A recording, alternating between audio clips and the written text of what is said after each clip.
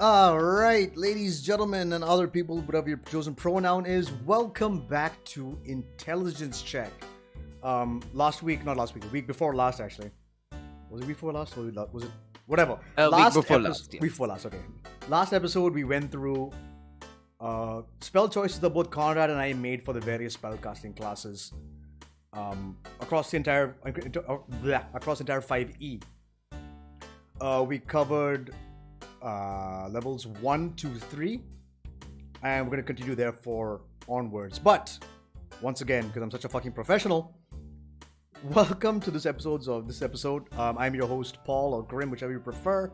And of course, I've got Conrad on the other side, my co-host. What's up, boy? What's up? Okay, so I'm pretty sure that these last couple of, like from level 4 to 9, they should go by relatively quickly. They should, because there aren't too many. Yeah. Especially once we go very high up. But oh my god. Yeah. This is where shit kicks off.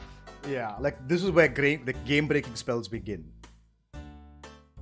So, 4th level is actually a strange place for most spellcasters.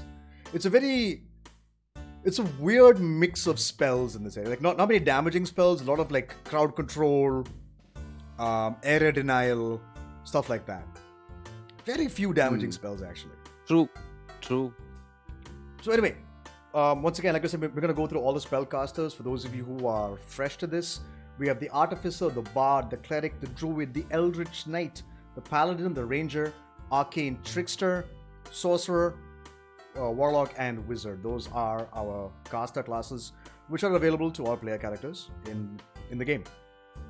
So let's just jump in. Level 4 spells. Let's go with the Artificer first. So the Artificer gets access. Again, remember the Cleric and the Artificer and the Druid get their entire spell lists available for all class levels. But for those specific classes, these are what we think you should pick up and keep prepared at all times. They're useful. Yeah. So right at the gate with the Artificer, we have Arcane Eye. Now, this spell is actually more powerful than you think, and DMs be extremely careful if your players have picked this up. So for those of you unaware, you essentially summon a invisible eye, which you can look, so it becomes an invisible familiar of sorts. However, this thing is invisible, can travel, I believe, for a hot minute. Like the connection to this thing is... It's 1 hour. It's a concentration spell. Yeah, concentration for 1 hour. And it's 1 hour. And you can you can see through its eyes. Yeah, so you can see through its eyes, which has normal vision and dark vision out to 30 feet. And as an action, you can move the eye out to 30 feet in any direction, but this is where it gets cool. Yeah, there is no limit. There's no limit except you cannot send it beyond your current plane of existence. Yeah. And that's also, where the connection breaks. Yeah, and also a solid barrier breaks the eye's movement. So there's a door in the way. The eye can't go through. So DMs, if someone has Arcane Eye, put doors in your dungeons. Otherwise, the eye will map out the entire opening dungeon. As small as 1 inch in diameter, and it can pass through. So, yeah, sure. Yeah. So DMs, make sure you have like walls or gates or doors in your dungeon, or they can map the entire dungeon without even looking, not even stepping inside. Like say you've got this big bad evil guy out like in your thing waiting for them to show up. They can just scan the entire dungeon, find the treasure they're looking for. They're like, do we want that treasure? Nah, fuck it. And they can completely circumvent an entire encounter. So, Arcane Eye, terrifying. Put doors in your dungeons. Easy fix. Just put a door. And they can't do jack. Up next is Fabricate. Now, this is actually an extremely powerful spell. It's quite good. Yeah. It's quite impressive. Yeah. So essentially, the only thing is you need the correct tools for the job. Which as a fucking Artificer, you can easily make a set of tools whatever you need. Essentially, you can convert raw materials into products of the same material. For example, you can use a bunch of trees and turn them into a bridge. Yeah. You can create rope. Very good basic example of what you can do. Yeah. You can make a house with Fabricate. It's a 4th level spell, which can be sketchy. But see, but if you guys have like plenty of downtime, someone with Fabricate can make a house. You can make a house for yourself peacefully. So you can do a 10-foot cube or 8 connected 5-foot cubes in terms of raw materials you can see. That's solid. It's pretty good. Like even in combat, this is great. You can create a wall out of nothing. I mean, in combat, actually, it would take time because it's casting time of 10 minutes. 10 minutes, yeah. So I mean, it's one of those pre-things you can prepare. You could. It's one of those things you can do. But it instantly does it 120 feet. Pretty good. You want to set up an oven or something? Put a room full of poison gas and block the door off? Have it ready. Move start your 10 minutes of casting, have someone lead the enemies in, and then zoop, trap them in the room and cook them alive or poison them, whatever you want to do. It's pretty good. Fabricate is it's like Con said, it's not a combat efficient spell, but when you have downtime. But good to set, as you said, set up for combat is very good. Set up for ambushes, stuff like that. But also, like mostly people use this to create, houses or whatever they need. Like there's a massive gap over a massive fall to your death. Make a bridge with raw materials around. Yeah, you come across a random mound of just rocks strewn around. Yeah, just make a nice fortress out of it. Pretty good. Spend on 2 days of downtime because you'll need time to get some spell slots back. Like Fabricate, it's a good spell. I mean, again, the issue with Artificers, they have a limited spell pool. Like, they don't get as many spell slots as other people do. True. So Fabricate is a bit expensive. But if you're a wizard, fucking go to town. Go to town and use Fabricate. And then the last for the Artificer is Mordenkainen's Private Sanctum. Now this is cool. So essentially, it takes 1 action to do so. But it lasts for 24 hours. So essentially, you create an area which is magically secure. The area is a cube that can be as small as 5 feet or as large as 100 feet on each side. So essentially, it's just a magically warded area. So the effects it gives you is it's pretty good. Sound can't pass through the barrier at the edge of the warded area. So no sound can get in or out. The barrier where the barrier ends, it appears dark and foggy, preventing vision, and nobody can see in. There are sensors created all around, so if anyone walks in, you know someone's in your space. Creatures in the area cannot be targeted by divination spells, which means scrying and all those you cannot be targeted by those things. Which is pretty good. Nothing can teleport in or out, which is great. So extraplanar threats cannot bother you while you're in there. And speaking of planar threats, planar travel is blocked within the area as well. So it's a good place. Like if you're shitting yourself looking for safety, this is pretty good. That's pretty awesome, dude. Pretty good, it's like a variant of the hut.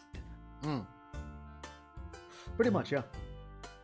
But I mean, people can still walk in. People can still walk in though. But at least you know they're walking in. Well, the hut keeps everyone out. Exactly. Yeah. But again, this is also great. This is pretty much this is the alert spell, and all the stuff put into one little area. Mind shielding, all the stuff is there. Yep. It's pretty good. And if you cast a spell in the same spot every day for a year, the effect becomes permanent in that location. That's awesome. So what you're going to end up doing is, again, if you're say you're playing a homebrew campaign and your DM gives you a year of downtime, just so he can plan what he's going to do for the rest of the campaign. Like say you guys have done some nutty shit, and the DM is just like, okay, fuck, okay, all of this has happened. You know what?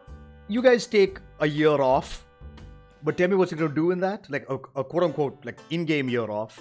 Yeah. And then we'll start again once I've got a better plan of what's going to happen. This is a good thing to use. Private Sanctum in an area for a year, cast that down. You guys have a safe spot where you can easily then use Fabricate, build a house, build a tower, build a mansion, whatever you want, and create this safe space. Yeah. Pretty good. Pretty awesome. And of course, if you upcast it, you can create a bigger space. So there you go. But that's pretty much the 4th levels for Artificer. Then we come to the Bard. Confusion. Now, let's go. This spell is a bit of a... It's a good spell. However, it's RNG as fuck. Yeah. So, when you cast Confusion on somebody, they need to roll a d10. And there's a table which relates to that, the different forms of confusion. One of them can be, you act normally on your turn. Or you are stunned for a turn. Or you are crying in a corner somewhere. You know, it's stuff like that. Basically, it's a chance to make someone lose their turn. But again, it's a d10. So sometimes they might just go, yep, you can act normally on your turn. But, you know, it's one of those, it's fun. It can fuck you, but it's fun. If it works, it's awesome. Yeah. And I believe one of the effects also is the fact that you make the person who's confused attack the closest target to them, even if it's an ally. Yeah. A randomly determined creature within its reach. Yeah. Like, I remember I got fucking... My this was in Farland. My fucking Forge Domain Cleric kicked my ass while I was asleep because they fell under the effect of confusion. They nearly killed me in one shot because I was a wizard. So yeah, confusion is again RNG, but it can be pretty good, pretty effective actually. Then we have Dimension Door. Let's go. This is one of the best escape tools or engage tools in the game. One of the best spells also. One of the best spells, easily. Ooh. So, 500 feet, I believe, every direction? It's 500 yes. 300. Yes, 500. It's 500 feet. So, in any direction you want. Diagonal, up in the air, far away, whatever. 500 feet teleportation. And you can take one person with you. Which is pretty good. It's awesome. Like, say your rogue is out scouting and he's getting in trouble. I will Dimension Door to his ass. I will grab the cleric and we will both go. It's nice for stealing objects also, dude. Yeah. Good escape to yeet and gone. Get someone cast invisibility on yourself, make your way to whatever you need, and then just bye-bye. Out. Yeah. It's pretty good. But remember, you can only take a willing creature with you. An unwilling creature will not go with you. So you can't just Dimension Door somebody into this, like say you're an Aarakocra or owl into something. You just 500 feet in the air, you fly up, grab some random enemy and just drop him. You can't do that. It has to be a willing creature. So that's the only trade-off. But again, like Khan said, it's great for getting in and for getting out. Super valuable. Super valuable spell. Yeah. If you get access to this, I would highly recommend a pickup. Then we have Greater Invisibility. This fucking spell is broken. Love this spell. Okay, so regular invisibility lasts for an hour. However, it breaks when you either lose concentration or you attack or cast a spell. Greater Invisibility lasts for a minute, but you do not break invisibility if you cast or attack. So give this to your rogue. Awesome for combat. Yeah. Yeah. Just invisibilify? Whatever. Your rogue. Turn your rogue invisible and let him just shoot constantly with advantage and getting sneak attack every fucking turn. Yeah. Which is nuts. And of course, like I was saying, some of these spells will, of course, be similar to other casters as well. But as we go on, we'll go on. But Great Invisibility, fantastic. Pick it up. There is no harm in picking it up at all. It's fantastic. Yeah. Last but not least, Polymorph. Polymorph is fucking... Everyone knows Polymorph is awesome. Yeah. It's nuts. So essentially, what Polymorph does is you choose a beast. The only restriction is it has to be a beast. Okay? So you can cast it on yourself should you wish. But if you cast it on yourself, it is a monster... Sorry, a beast that you can transform into has to be the same level as you. So let's say you are a level 9 bard. The only thing you can transform into at level, like with level 9 of Polymorph, is a Tyrannosaurus Rex. That is the highest CR beast in the game. So Turn yourself into a T-Rex, have 200 odd hit points, and bite and slap people with your tail. It's great. It's funny. Yeah. It's stupid. Because you get Use level it 4 on spells. enemies also. Use it on enemies, yeah. Turn enemy into a squirrel. Or a Yeah. snail. Slugs. It's nuts. Slugs, whatever. Basically, the idea is... so, when you are transformed to Polymorph, you still know who your friends are. But you take on the mental and physical stats of what you were turned into. Yeah. So, most animals, for better or for worse, have a very poor intelligence. Always So- remember, this is different to Wild a shape. druid transforming into wild shape. Exactly. Mhm. So Exactly. So, it's not the you guys same. gotta remember that. Yeah. Like sometimes, I'm going to turn into a little bug and fly through this wall. I'm like, okay. You turn into a bug. They've got like I think a 1 intelligence. How are you going to figure out what the fuck you're going to do? You get distracted very easily. Like, ooh, honey, or ooh, something else. You know what I mean? It's one of those sketchy things. So if you're going to use Yeah. Polymorph, let's say, I believe you get Polymorph at level 7. Level 7 is when you get access to, if you're a full caster, you get access to 4th level spells. So at level 7, you can you can polymorph yourself into a giant ape. And those apes are nuts. They smack. Yeah, multi-attack, 3d10 They attacks. smack. It's ridiculous. Yeah. They're good. So Polymorph, phenomenal spell. Use it on yourself. Use it against enemies. Turn them into something harmless. Yeah. So, so they can't And tell hit your you. allies not to hit them. Yeah, Because the moment you hit it, it's going to...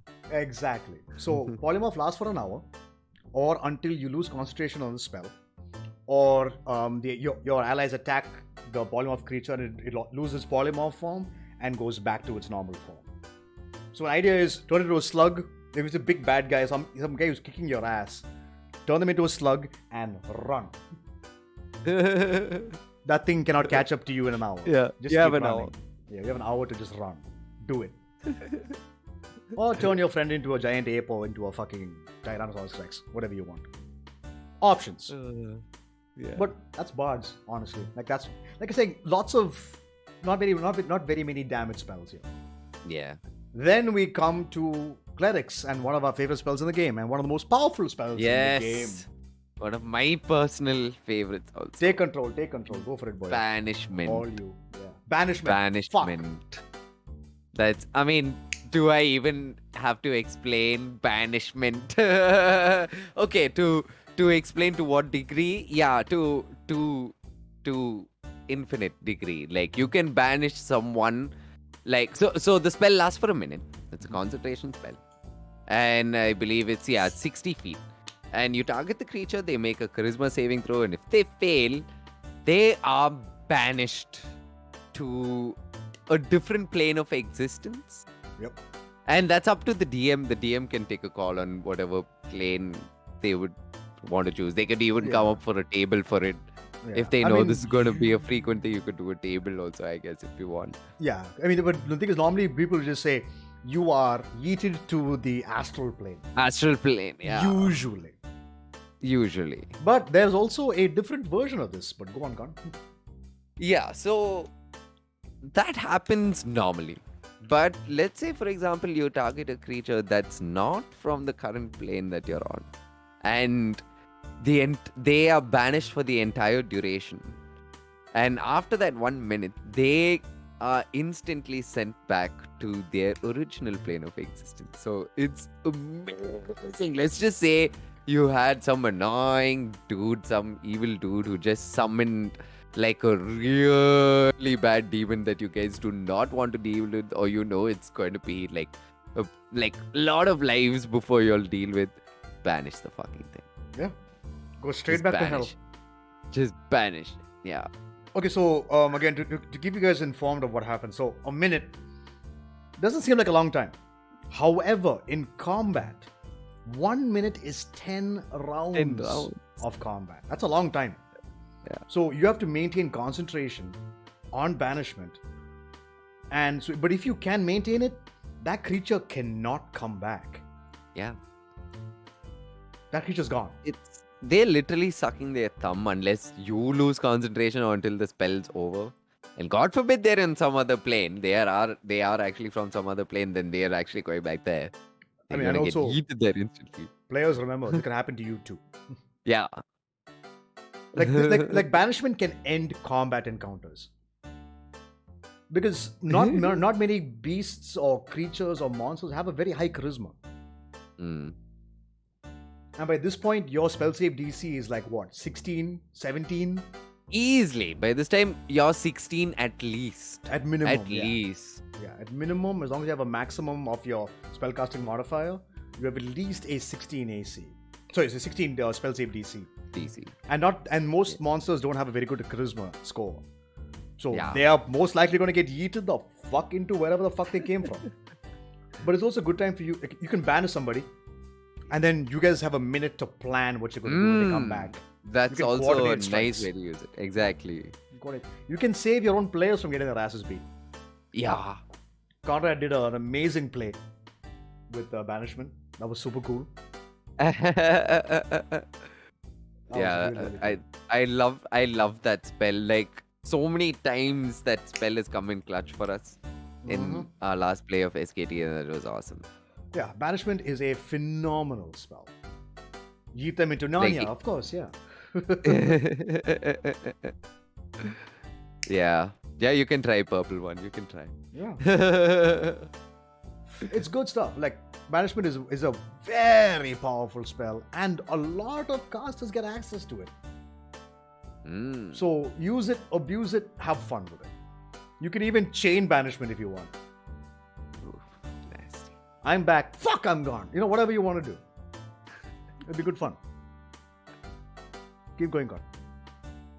Okay, and then the next one is Control Water. Very interesting spell, powerful, but again, situational, I would say, Extremely, at yeah. least, right? Yeah. I mean, what it does is it has a range of 300 feet. And you can control certain amounts, like masses of water, in different ways. Like you can cause a flood, you can part water, you can redirect the flow of water, and you can cause a whirlpool. And it's a concentration of 10 minutes. And If you're in a seafaring campaign, this is an instant win. yeah, you'll be trolling if you don't pick up this spell if you're in a seafaring camp. Yeah. This spell can do so much for you, bro. Like, imagine you guys are just going on hitting strong headwinds, or just the waters are just still. Redirect flow. Huh? Just redirect flow. It's okay. Not. It's just 10 minutes, but that 10 minutes, hey, who knows? Maybe Yeah, I that's mean, the little push you need. you never can know. push you can give yourself enormous amount of speed Yeah. with control water. It's ridiculous.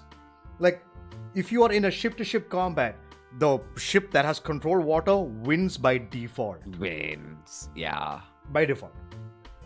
Like, it's impossible. Like, just tidal wave, crush their ship. Yeah, crush their Whirlpool, ship. pull them down.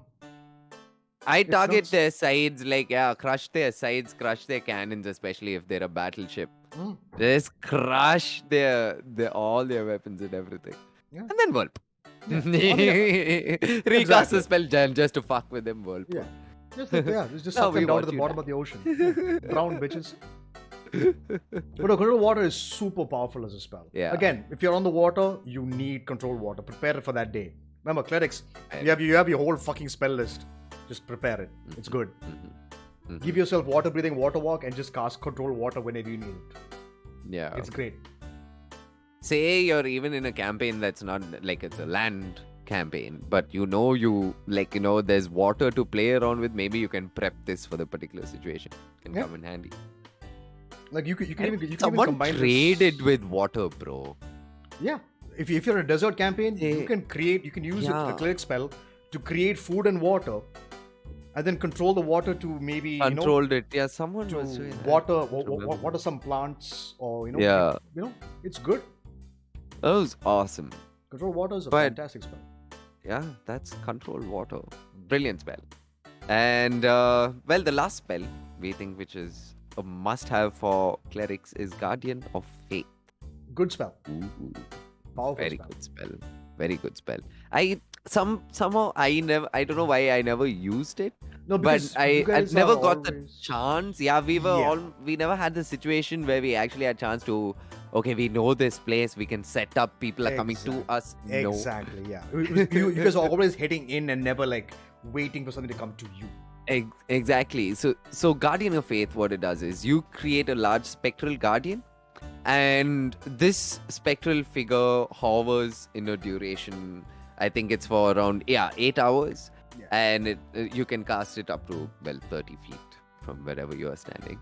And what else does it do? Yeah, so any hostile creature to you that moves to a space within 10 feet of the guardian for the first time on a turn must succeed on a dex saving throw, and if it fails, the creature takes 20 radiant damage. Flat 20. Flat. There's no roll. Yeah, and the guardian vanishes when it has dealt a total of 60 damage. Here's the thing, you can use this in combat in a tight space. Yeah.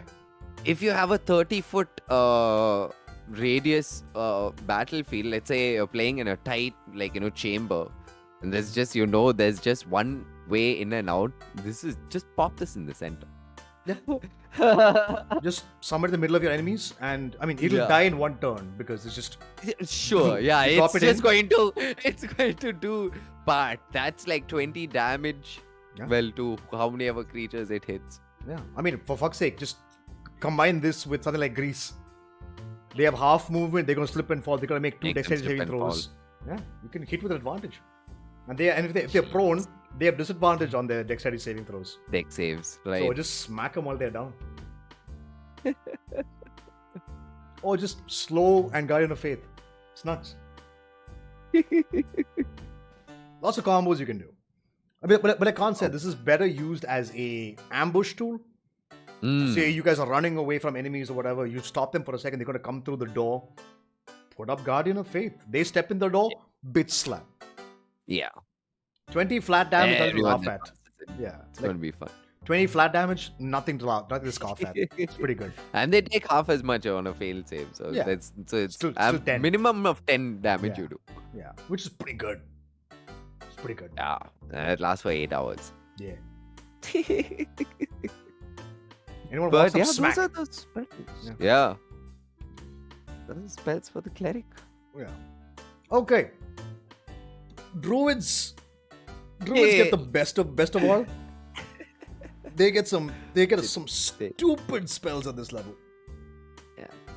So Blight. Fucking Blight. One spell I've been waiting to have a chance to use. So, if I'm not mistaken, it's... What was it? 12d6? It's 88. It's 88, is it? 88 necrotic damage, yes. Yeah, so 88 necrotic damage. So, it's got a range of 30 feet. A target has to make a constitution saving throw. If they fail, they take 88 necrotic damage on a fail save or half as much. If they succeed. If you target a plant creature or a magical plant, it makes a saving throw at disadvantage, and the spell deals maximum damage. Max damage.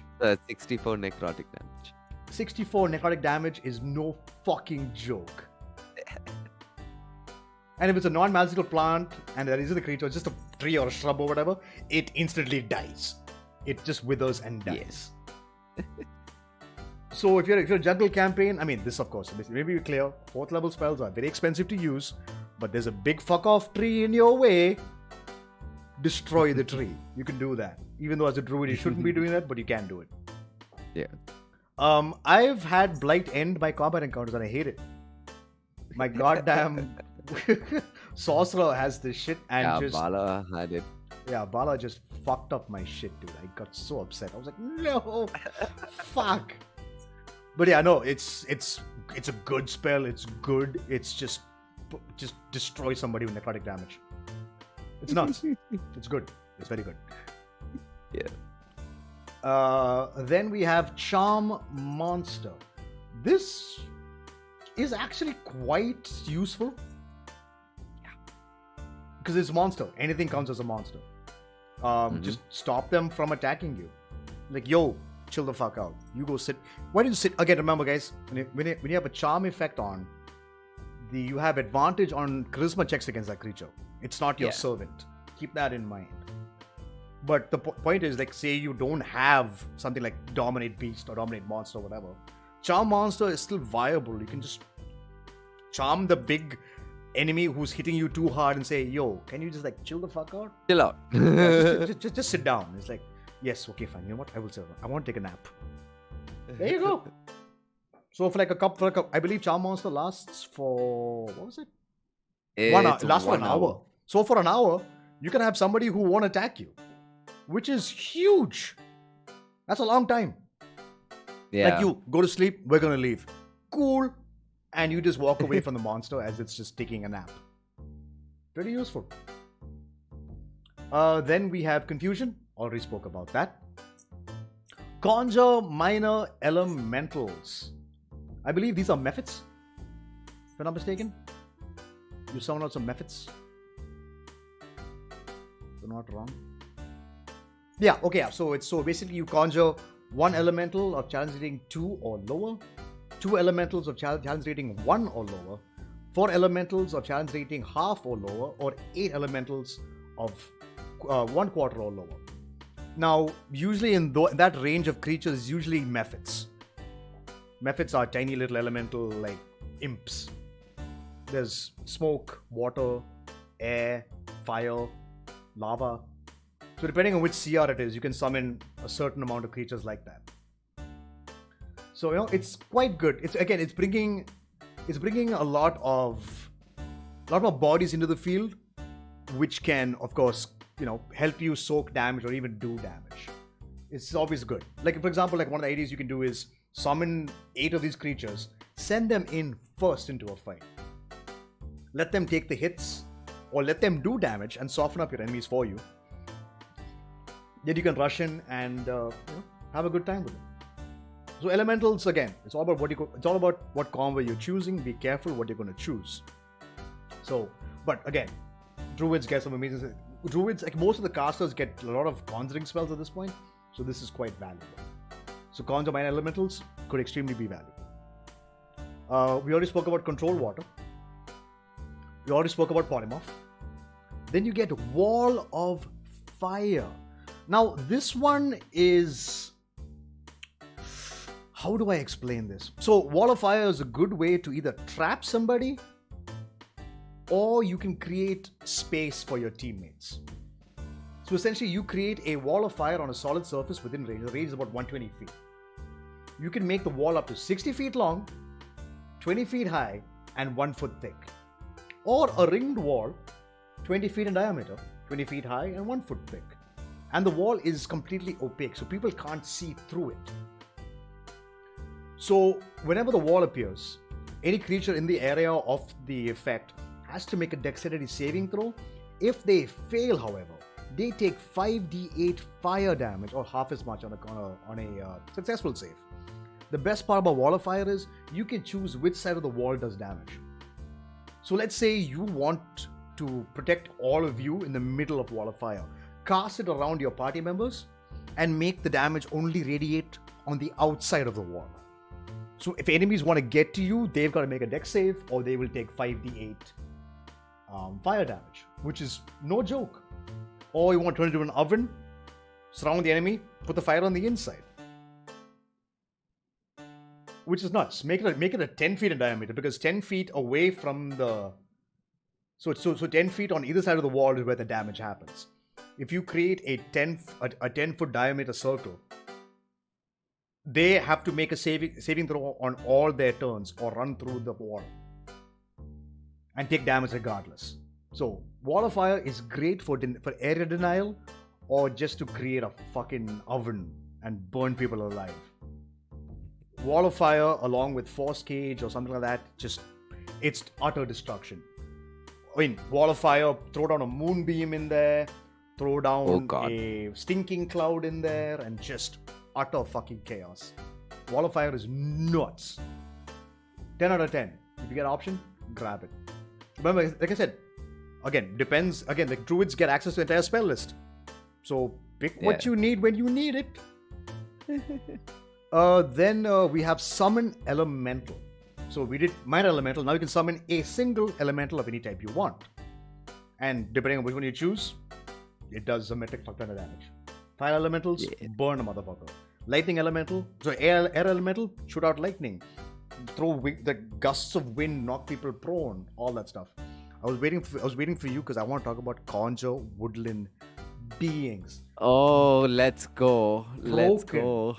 So this spell is accessible to both Rangers and Druids. And of course, with magical secrets as a bard, you can pick this up as well. Yes. So essentially what you do with Conjure... Oh god, I hate the spell so much. It's so broken. I mean, it's broken only because of a certain combination. Yeah. So essentially you can summon... So you summon fake creatures from the Feywild. So 1 creature of chance rating 2 or lower, 2 of rating 1 or lower, 4 at half, and 8 at a quarter.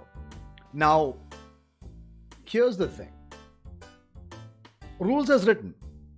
You can summon in 8 pixies.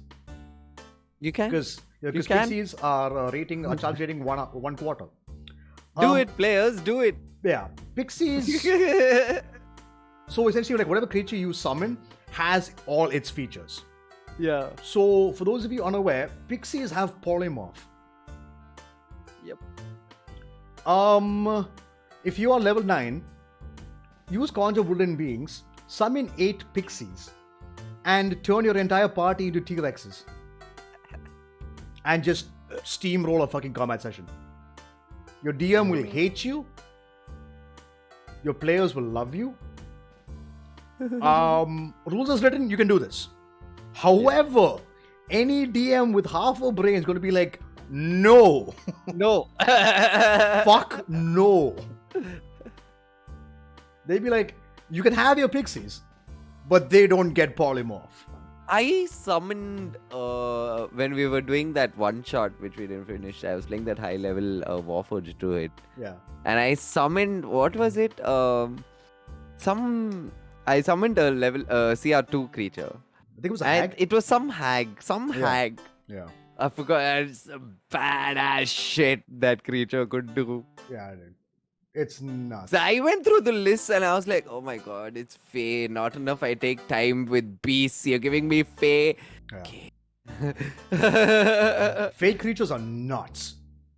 I love them. Because Fae use fear, charm, all this stuff, so it can be extremely valuable.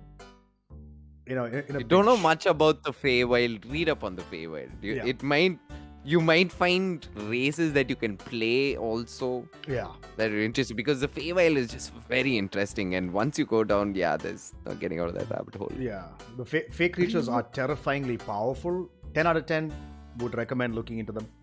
Some of them are nuts. But essentially, that's the Druid list for 4th level. Then we come to the Eldritch Knight. Like I said, remember, fighter subclass. Yes. Like I said, fighters, the Eldritch Knight gets access to the wizard spell list. So you get access to banishment. Like we already mentioned, fantastic spell. Use it. And Fire Shield, which is actually very, very good for an Eldritch Knight because you're going to get up close and personal with somebody. Just cast Fire Shield and run into a fight. Every time they hit you, they take damage. They near you, take damage. 10 minutes. Yeah, it's concentration as well, right? Mm-hmm. No, it's not. It's not concentration. You just cast it on yourself and that's it. Yeah, there you go. For 10 minutes, you are just hot to the touch. It's good. Kind of nuts. But that's pretty much it. That's pretty much it for Eldritch Knights. Then we get to Paladins. Once again, banishment. Phenomenal. Banishment! Yeah. Yes! Great spell. Good fun spell. Find Greater Steed. This thing is fucking insane. So essentially, when you are able to cast 4th level spells as a paladin, that's actually pretty late game, so keep that in mind. Find Greater Steed allows you to summon shit like griffins. Yeah. Or, I mean, just take a griffin. Just jump on a griffin and fly and smite people. That's basically what you're doing. So Zan went with this massive giant, I mean, it's a war goat. Yeah. It's a mountain goat, but bigger. Like you create a massive creature to ride on. That's great. It's so good. And like all familiar, it lasts until it's killed. Yes. It's your companion. Look after it, and you do. I mean, cool. You can summon it again after that. Of course, yeah. So, just summon it and just fly into battle and smite people with a griffin or whatever else you want. Insane! Good spell to have. Then we have Staggering Smite. Now, this is the one, okay, so I want to be clear about something. As we get further along in the levels, Conrad and I have not had access to a lot of these spells.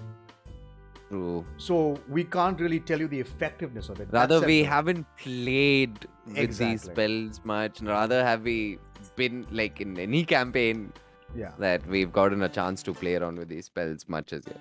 Yeah. So essentially, Staggering Smite is, as a bonus action, you cast it on yourself, like all the other smites in the game, except for Divine Smite, of course. So you deal... hold on a second. Yeah, so you attack them, you do your weapons damage, and then you also deal an extra 4d6 psychic damage to the target, which is chunky. Psychic damage is an extremely... Very few creatures have resistance to psychic damage, so that's pretty good. The target must then also make a wisdom saving throw against your spell save DC, which you don't really care about too much as a paladin unless you have a high charisma. But that's it. On a failed save, it has disadvantage on attack rolls and ability checks and can't take reactions until the end of its turn, which is super valuable. Super valuable. It's quite good. It's good. Yeah. So, if you're just want to fuck up somebody's day, just do that. But make sure you have a good spell save DC, or the second effect is useless. But the 46 damage, still valuable. 24, just get a psychic damage off is super valuable. So can't be mad at that. Then moving on to Rangers. Once again, conjure woodland beings. As a ranger, that's amazing. Yeah. Imagine if you're already Beastmaster, you have your beast. Yep. And you've got you. And then you summon something, I don't know, badass and something sneaky from the Fae, the CR2 creature. Yeah. It's nuts. And fucking destroy people. It's just, it's horrible. It's terrifying. Ranger should not get that spell, but fuck it. They have it. Honestly, if it's not Ranger, there's no one else who'll get it apart from Druids. And Bards. Let's not talk about Bards. They're cool, okay? They're on their own league. You know. Everyone loves Bards. Everyone loves Bards except me. Bards are in their own league. Yeah. Then we've got... so that's Conjure Woodland Beings. Pretty good. Dominate Beast.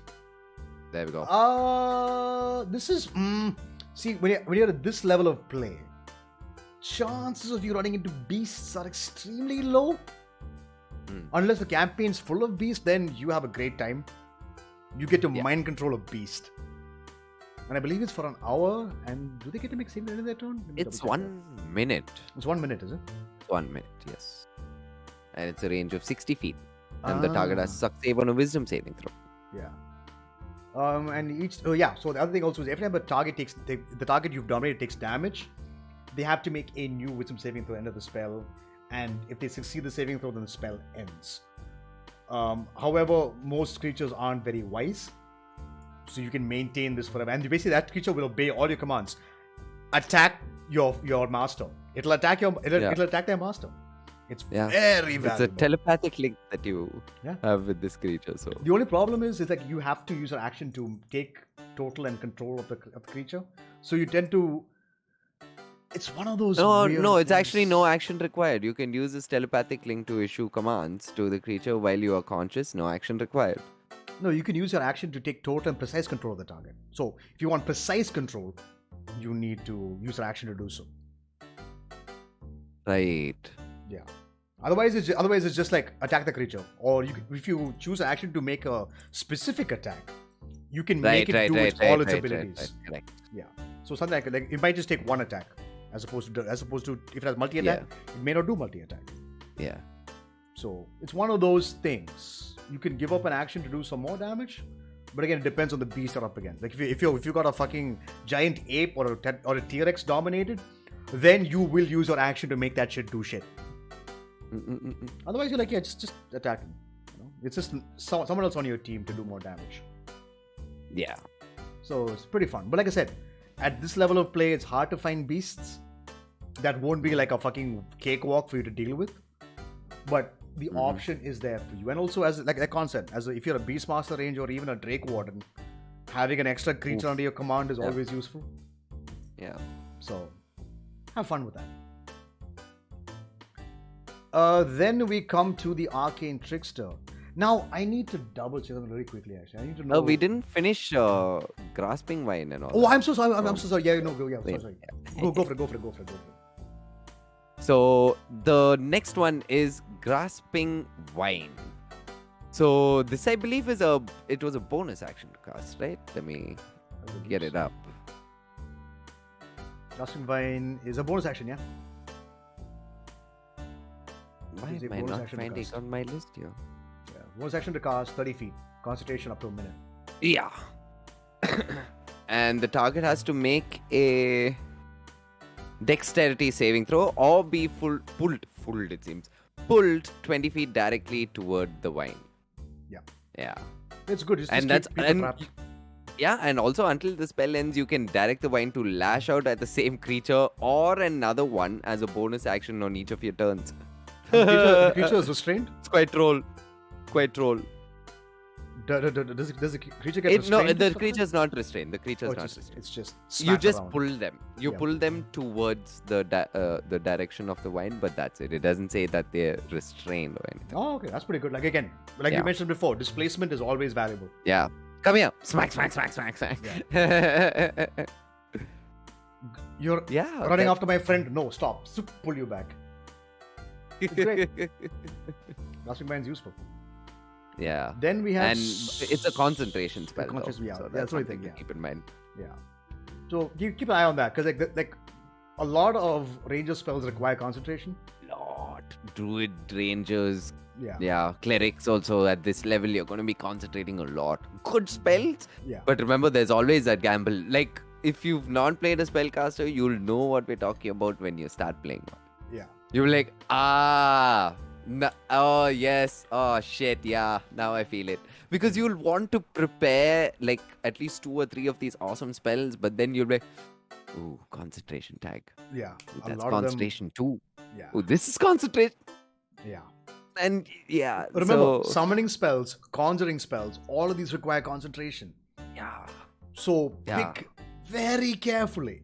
Be very careful about and also in combat, think before you cast a concentration spell. I always, at least I do that for myself. I always double check, am I going ahead with this? I'm going to be concentrating on this. Is there anything else I can do? Okay, fine, cool. Yeah. Because sometimes you'll start concentrating on something and then you'll be like, oh yeah, so by the way, I want to do this. And then you'll be like, oh shit, that's a concentration spell too. And you went ahead with it and now whatever good you've done before now is gone. Yeah. And you're starting all over again. You're setting up everything again.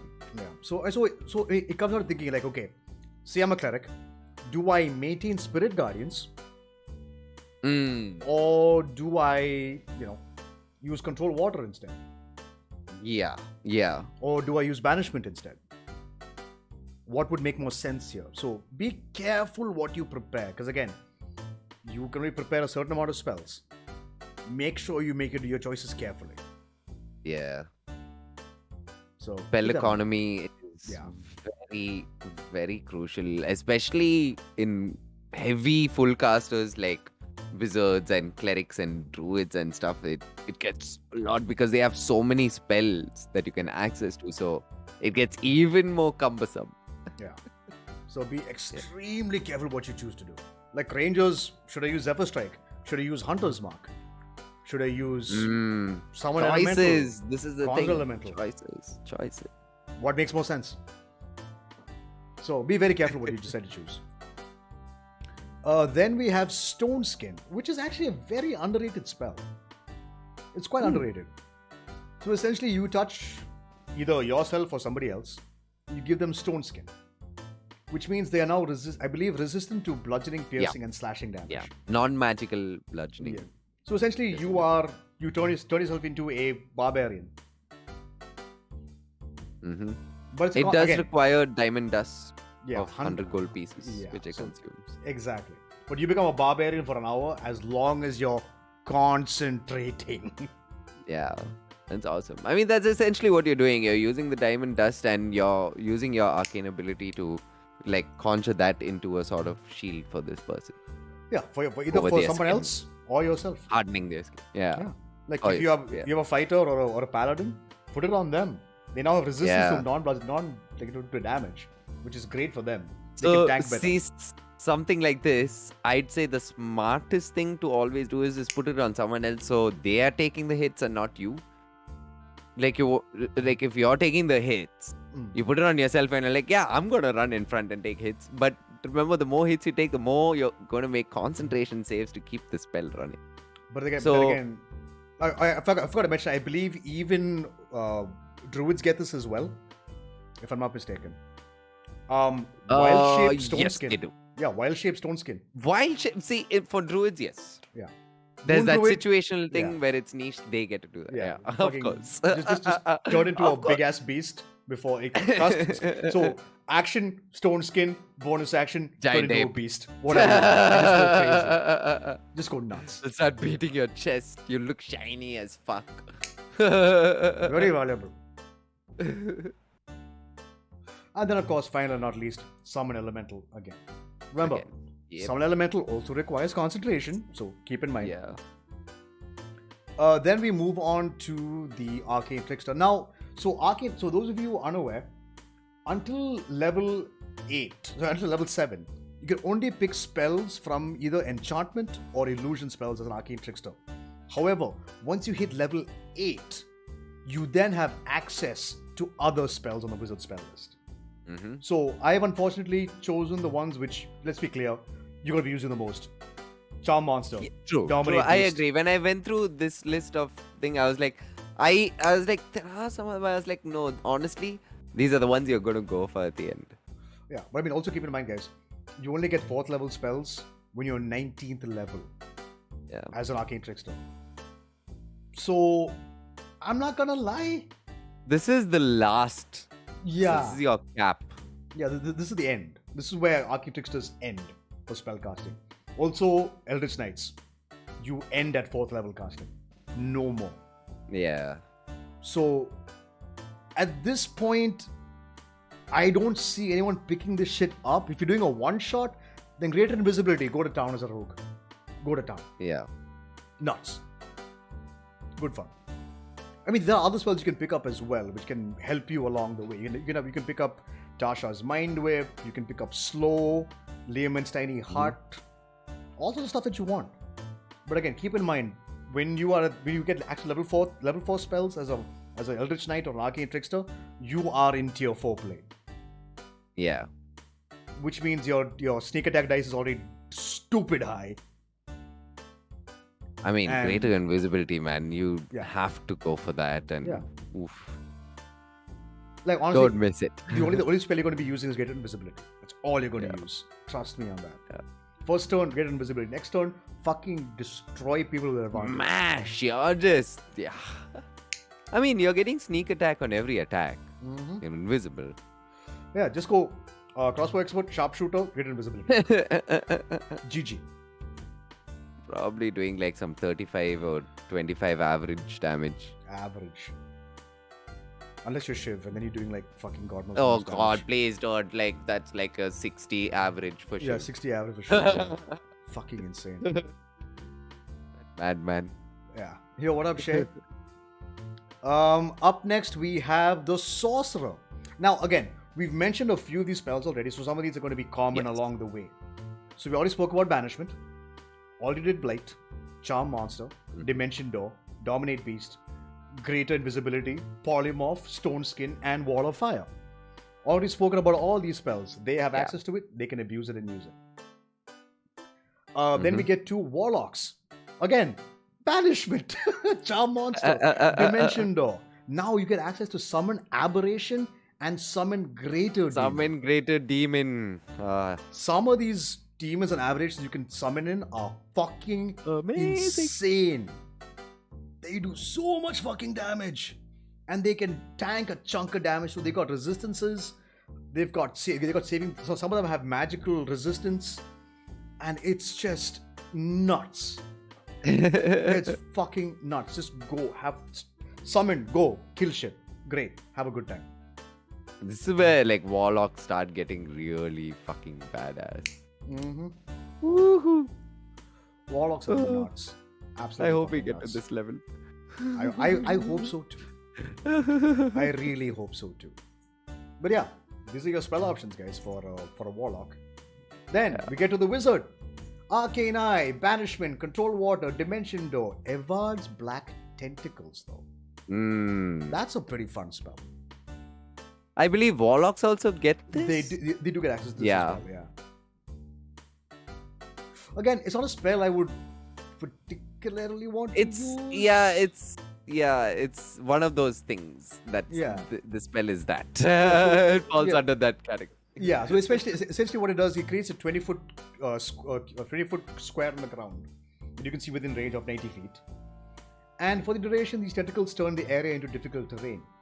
When a creature enters the affected area for the first time or starts their turn in there, the creature must succeed on dexterity saving throw or take 3d6 bludgeoning damage and be restrained. However, if the creature is already restrained and is starting its turn in the space, they take an extra 3d6 bludgeoning damage. So it's a good way to lock down an area. It's more area denial than it is a damaging spell option. Yeah. You want to trap somebody control. there. Exactly, it's just crowd control, which is great.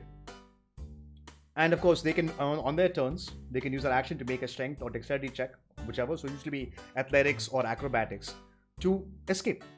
And they can. Mm-hmm. So should that they be restrained. So it's one of those things you gotta keep in mind. Like if you're going up against creatures with low strength or low dex, this could be effective. But again, it's area denial more than it is a good source of damage. Because at this level of play, just pure bludgeoning damage is not that good anymore, because most creatures will have resistance to non-magical attacks. So that's the only fuck up. So keep that in mind. So Evard's is an option. Again, Fabricate, phenomenal. Great Invisibility, great. Private Sanctum, we already spoke about that. Amazing. Polymorph, of course. And the wizard, because it's a fucking wizard, gets Conjure everything. Yeah, conjure everything. Aberration, construct, Conjure elemental, everything. greater demon. Yeah. Conjure them all. You can do it. You can do it. And of course, Wall of Fire. Wall of Fire. Which we spoke about. Yeah, baby. Now we jump to 5th level spells. This is where shit goes off the fucking rails. Okay, once again, start from the Artificer. Animate objects. Broken spell. Broken fucking spell. You can animate up to, like, say you got 9 daggers on you. Animate them. And they can make attacks. They can make 9 attacks. Just set you daggers go stab that dude. 1d4 damage slashing through everybody. It's nuts. Or you can animate a tree, a single tree, and have it beat the shit out of somebody else. As Bala did. As Bala did in our campaign. Animate objects is a dumb, powerful spell. Abuse it, use it. It's great. Very, very good spell, and this is one of those spells where creativity rewards you. It's nuts. You can get creative with this. It's such a good spell. Such a good spell. A lot of spellcasters get access to this, so use it. Yeah. Bigby's Hand. This is also a fantastic. Like, let's be clear. As a spellcaster, most of the time you don't have a high strength score. Bigby's Hand can, of course, offset that. You essentially summon a massive fist, and of course you can flavor it however you want. It could be a dragon's claw, a cat's paw, your own hand, whatever you want. Make it look like Bigby's hand. Oh, Bigby himself. Yeah, Bigby's hand himself. And essentially, it allows you to, as a bonus action, make it 2 things: smack a dude, break a dude, pick up somebody. It's great. It's very versatile in its usage. Carry yourself out of danger. Yeah. Hover over lava and walk and just be carried along. It's like a giant mage hand, which can actually do damage. And it's really good. Super good. Would recommend definitely. Yeah. Then we have Greater Restoration. One of the best spells in the fucking game. What a spell. It has a price cost though. Yes. Just keep that in mind. That's quite the only costly. thing. But actually, not that costly, but I mean, at this level of play, yeah. But essentially, why can't I find it? Why is it missing? Okay, so essentially, Greater Restoration allows you to say you have Exhaustion. Exhaustion is an extremely dangerous fucking effect to be under. When you are exhausted with 1 point of exhaustion, you have a disadvantage on ability checks. 2 points of exhaustion, your speed is halved. Plus you have the disadvantage. 3 points of exhaustion, you now make attack rolls and saving throws at disadvantage. 4 levels of exhaustion, your speed is 0. You cannot move anymore. 5 points of exhaustion, I can't remember. And 6th level, 6 points of exhaustion, you are dead. Yeah. There's no save. You are dead. And character is over. GG. I think 5 is like you're just like fully speed 0 and you're just like fully stunned. You can't do anything. Yeah. You're just bedridden. Yeah. You can't do essentially. Yeah, you are fucked. You're bedridden is what they said. Yeah. It's kind of what the flavor of it is. You are barely breathing. You may as well be dead. And 6 points, you're dead. You're gone. You can no longer hold the weight of your own body. 4 was fun. 4 was gone. That is the highest level of exhaustion I've ever seen in the game. Because Conrad got that shit, and that was so terrifying. I was scared for him. I was scared for my campaign because everyone got exhaustion, but Con got it the worst. So bad. Failed always saves. Oof, that was rough. And Greater Restoration can actually cure exhaustion, which is super valuable, as well as a few other effects as well. It's really good.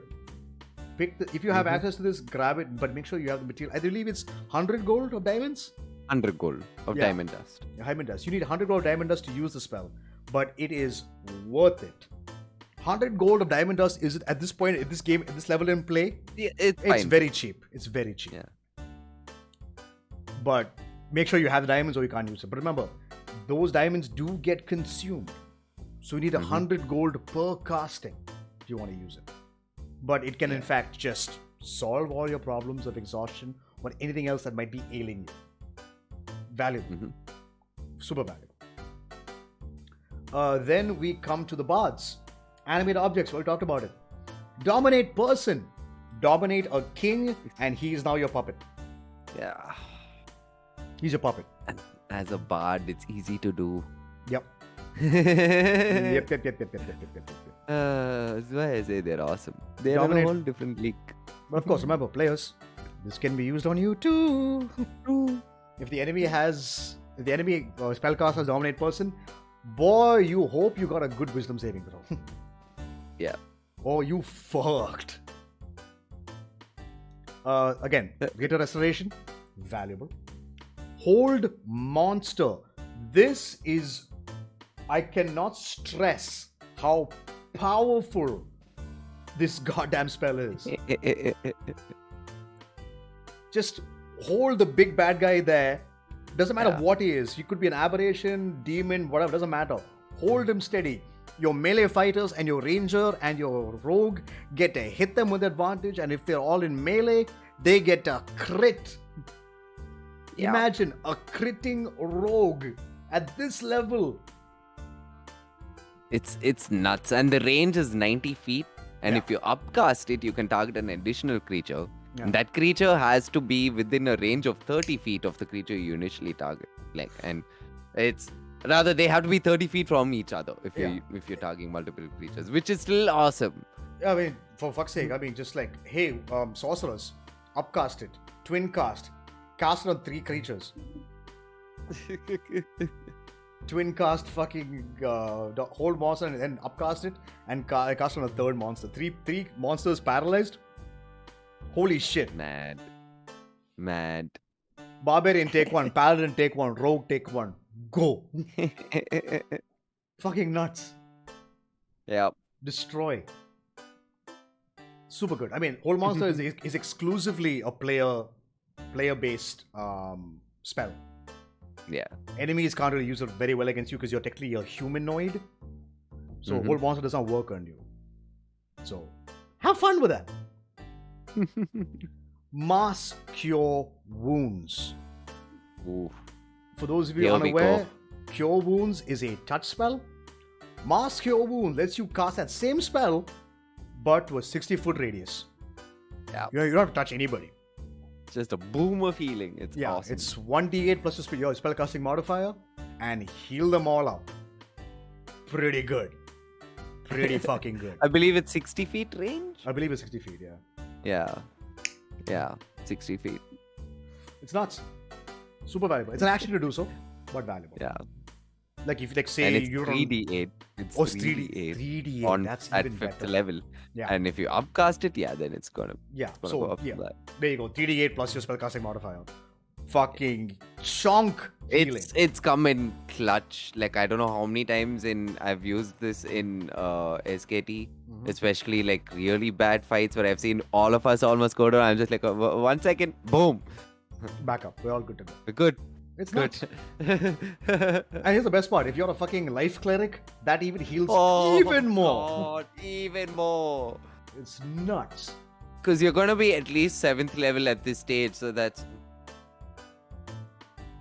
how much per level? Plus 9. It's 2 plus spell level. So, jeez, 9 plus 9. it's mad. That's good. 3d8 plus 9 plus your Man. wisdom modifier. Yeah. 3d8 plus 14. Pretty good. Pretty good healing. Then we've got Modify Memory. Now this one is more roleplay than it is for a combat situation. But powerful. Super if powerful. It works.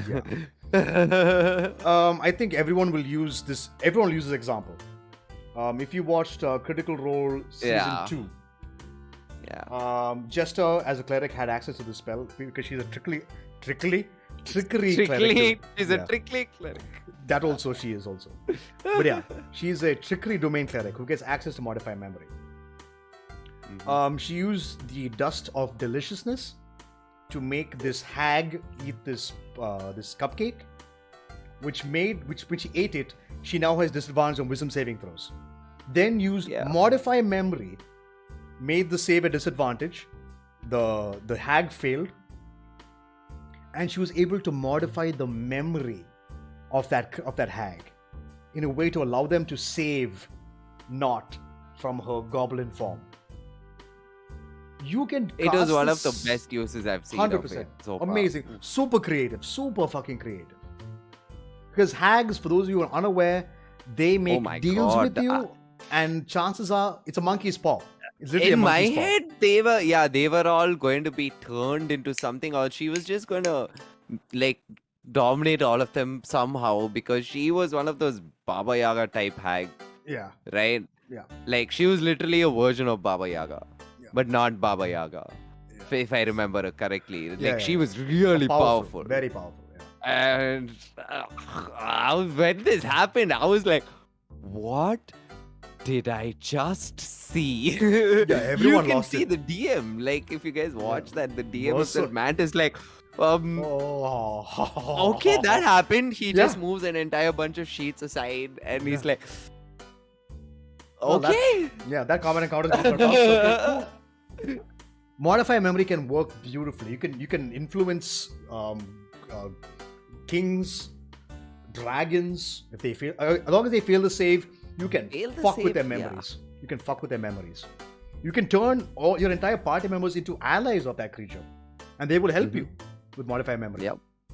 It's super valuable and super powerful. Such a good spell. But again, it's only good when it's got help on its own little sketch. But if you can create disadvantage situations, it can be extremely valuable. Yeah. So look into it. Then we have Scrying. Oh my god, this spell.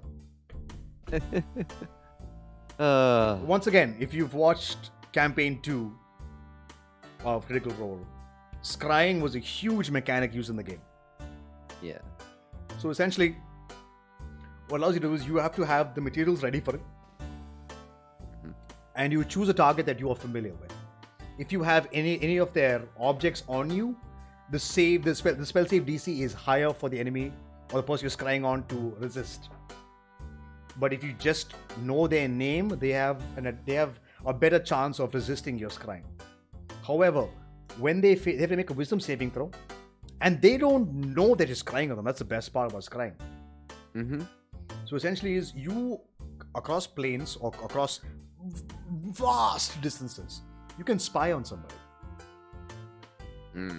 DMs have your big bad evil guy or gal or whatever pronoun you wish scry on your players. Yeah. It's super fun and it freaks them the fuck out. Yeah. Randomly just go, hey Con, just make a wisdom save throw for me. And he's like, what? Why? I'm like, dude, just make it, dude. He rolls it. Number happens. He's like, oh, okay. Players freak the fuck out, dude. It is so much fun. Yeah. But essentially what's happening is the bad guy is just looking in on you. They might know all your plans. Like, that's a good way for you guys to figure out a way to counter players doing stupid shit. Because normally what happens is, like, as a DM, you already know what players are planning. But you can't counter that plan because then it's just, it feels bad. They feel cheated out of a good plan.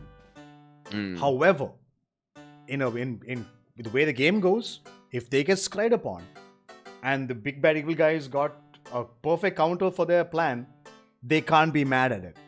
So I'm like, I'm sorry, you failed your wisdom saving throw, dude. They, whatever, saw everything you guys were planning to do. So get fucked, I guess. But again, as a player, this is a good way to find people you might be looking for. It's super valuable. Super valuable.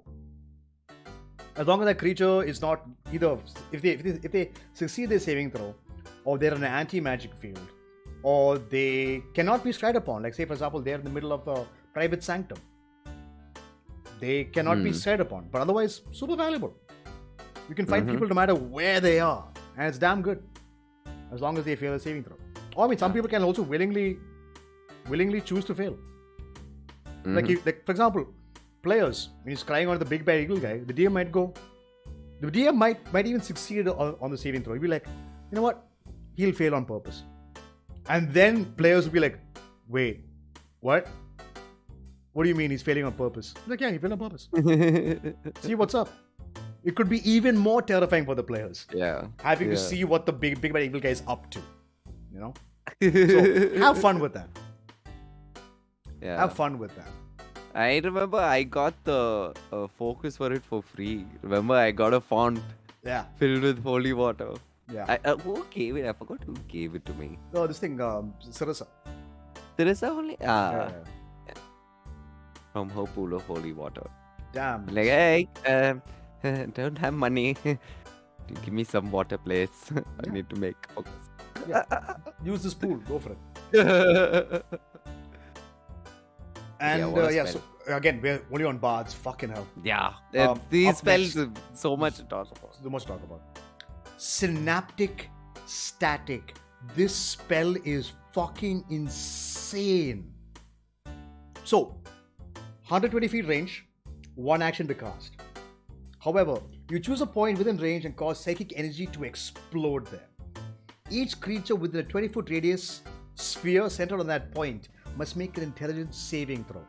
A creature with intelligence of 2 or lower cannot be affected by the spell. So if you're a dumbass, you're fine.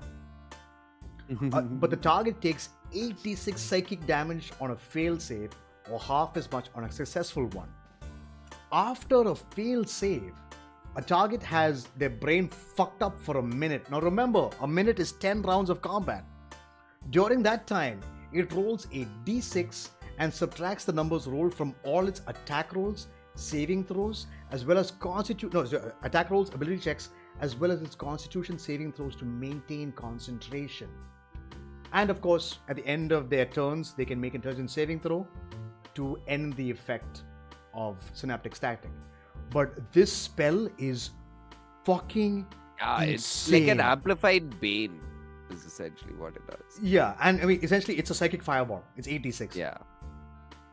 And Nine. that's pretty good. Most creatures don't have a high intelligence unless they're like spellcasters. So chances are you're fucking up people, dude. Synaptic Static is a phenomenal spell. So it's available to bards, sorcerers, warlocks, and wizards. So, big spellcasters. Use it, abuse it. Bards, have fun with it. Fuck with people. Fuck with people. It's great. Just go crazy. It's great. Synaptic Static is fucking insane. Yeah. Teleportation Circle. When you get this spell, you immediately know at least 2 places you can teleport to. Now, the DM will tell you which those are, of course. So, for example, as my wizard, I had access to the Teleportation Circle in the city of Elderdavin and also the Teleportation Circle for the city of Far City, which is where I'm from. So you immediately get those runes. And you can teleport to those places as long as you have the material components required to do it. Yeah.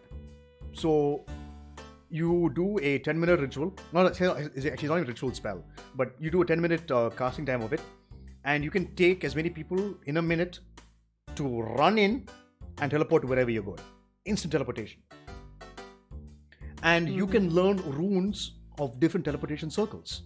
Yeah, that's the beauty of it. Yeah, you can add You your set up your list. waypoints for yourself, essentially. Yeah, exactly, waypoints. So, if you're trapped in a dungeon or something, you need to get the fuck out of there. I know another place. Draw the draw the rune of the place you're going to. Set up your chalks and everything. Create the circle. Everyone jump in. Teleport out. It's phenomenal. Teleportation Circle is good. Fast traveling is nuts. Everyone loves fast travel. If it's in a game, people are going to use it. Use it. It's good. Fast traveling is good. It's expensive. Keep that in mind. It's an expensive proposition. But having the option to do it whenever you need to do it, when you're in trouble, just go for it. It's amazing. Yeah. Valuable. Super valuable.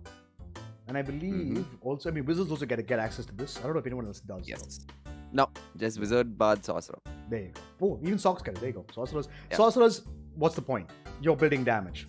Fuck it. Leave it to the musical folk and the book smart folk. You just do damage. Then we come to the clerics. Commune. This is a phenomenal spell. Come on, take the cleric, dude. Okay. So with commune, essentially what you do, it lasts for 1 minute. That's the duration of the spell. But essentially what you do is you how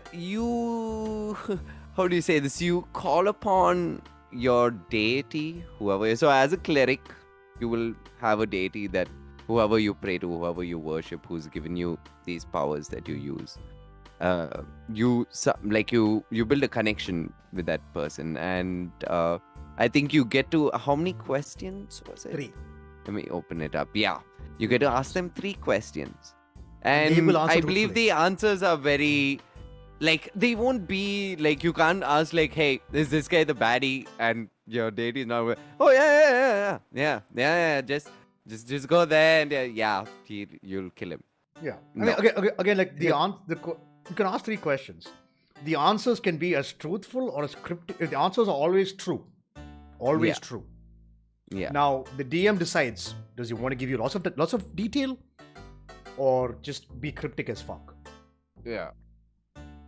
And I believe it's yes or no, or maybe, right? I think the answers are. Yes. Those are the only sort of responses you could get. So yes, no, maybe, or unknown, Unclear. or unclear. Yeah. So you can ask questions. So basically, make sure it's yes or no questions.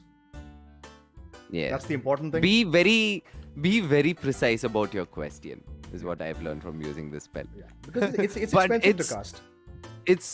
It's actually not all that expensive to cast. You just need incense and a vial of holy water. So Yeah, no, but you here's the have issue. incense. You're gonna buy incense. You're Yeah, gonna but then definitely carry the holy issue water. also is, I mean, the holy water you can create on your own, but Yeah. incense, not many people sell incense, depending on where you True.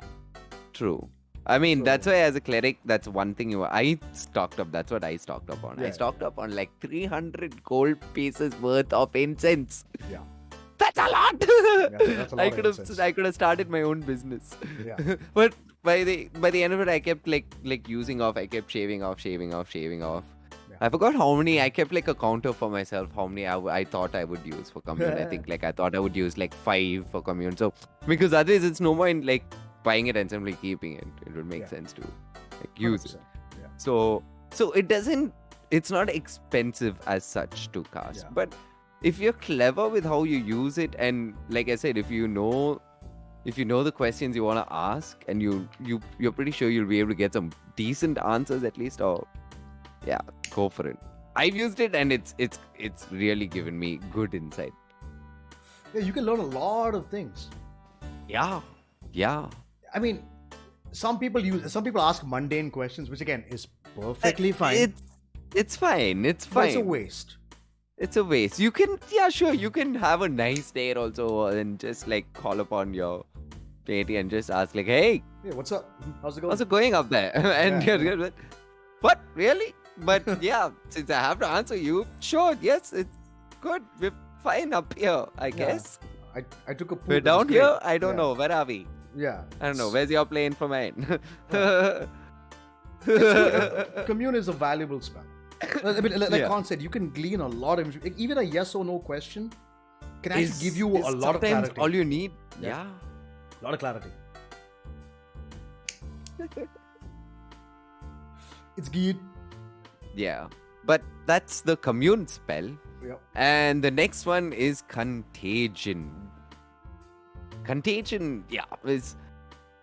I didn't think I'd find a way to use it, so I didn't prep it to use it. But I'd honestly say, if for the most part, clerics should prep this spell. Yeah. Like I'd say if you are a cleric who wants to get in the middle of a fight, because again, remember, In the Contagion middle is of a fight. Yeah, it's a touch spell. Yeah, it could be one of those crazy, like, what you call it, last resort things that you have in your spell list. Yeah. Where you're like, Okay, so shit, fine. Yeah, so just give you guys a perspective. So when you use Contagion, you touch a creature. You have, again, remember, it's a touch spell. So what happens is you can inflict them with, I believe it's 6 diseases. One of 6 diseases. So either blinding sickness, which gives them disadvantage on wisdom checks and wisdom saving throws, and they are now blind. Blinded. There's filth fever. They have disadvantage on strength checks and strength saving throws and attack rolls at using strength. Flesh rot. Creature has disadvantage on charisma checks and vulnerability to all damage. That is actually extremely valuable. Vulnerability means they take double damage. So you're critting somebody if they have this effect on them. So flesh rot is extremely valuable. Then you have mind fire. The creature has disadvantage on all intelligence checks, intelligence saving throws, and the creature behaves as if it's under the effects of the confusion spell during combat. So once again, we talked about confusion before. This is passive confusion, which is pretty good. Yeah. Then we have seizure. The creature has disadvantage on dexterity checks, dexterity saving throws, and attack rolls that use dexterity. So fuck up the enemy rogue or ranger if you want to. Then of course we have Slimy Doom, which is the last one. The creature has disadvantage on constitution checks, constitution saving throws, and whenever the creature takes damage while under the effect of this disease, they are stunned until the end of its next turn. Which means it doesn't get reactions. If it's a spellcaster, it can't cast counter spell. Yeah. It can't concentrate. It'll have disadvantage on concentration checks. So again, Contagion is actually very valuable. Unfortunately, you need to have in melee. Yeah, you need to be in melee or it's not going to work. Yeah. And the disease lasts for 7 days. If they fail, they save 3 times. Yeah. If they fail 3 times, then they are fucked with the diseases. And you get to pick the disease. Pretty neat. So that's why I never prepared it. Yeah. because of this exact reason. Because I was like, it's a touch spell. I don't play. I'd like at least Zerja wasn't a very in like upfront. She was mid and away. Yeah. That's all she was. 100%. Yeah. So I was like, I'm not going to. That's why I never prepared inflict wounds. Also, even though that's such a brutal spell It's such a to good spell. prepare for a cleric. But I didn't because I went full utility, right? I went in that play style. So Yeah. I didn't find the need for it. But if you feel you are going to be in range, it's a good spell. Someone runs yeah. at you. Someone runs at you. Just fuck you, Contagion. Touch. Yeah. Ooh, bad touch. Very bad touch. Yeah. But yeah, Contagion is a good option should you wish to pick it up. I wouldn't say it's a must-have, but it's an option Yeah. to have. If you're, like, say you're a War Domain Cleric, Forge Domain Cleric, or even Twilight, because you get heavy armor proficiency. As long as you Yep. can tank the hits, get in melee and do some shit. Have fun.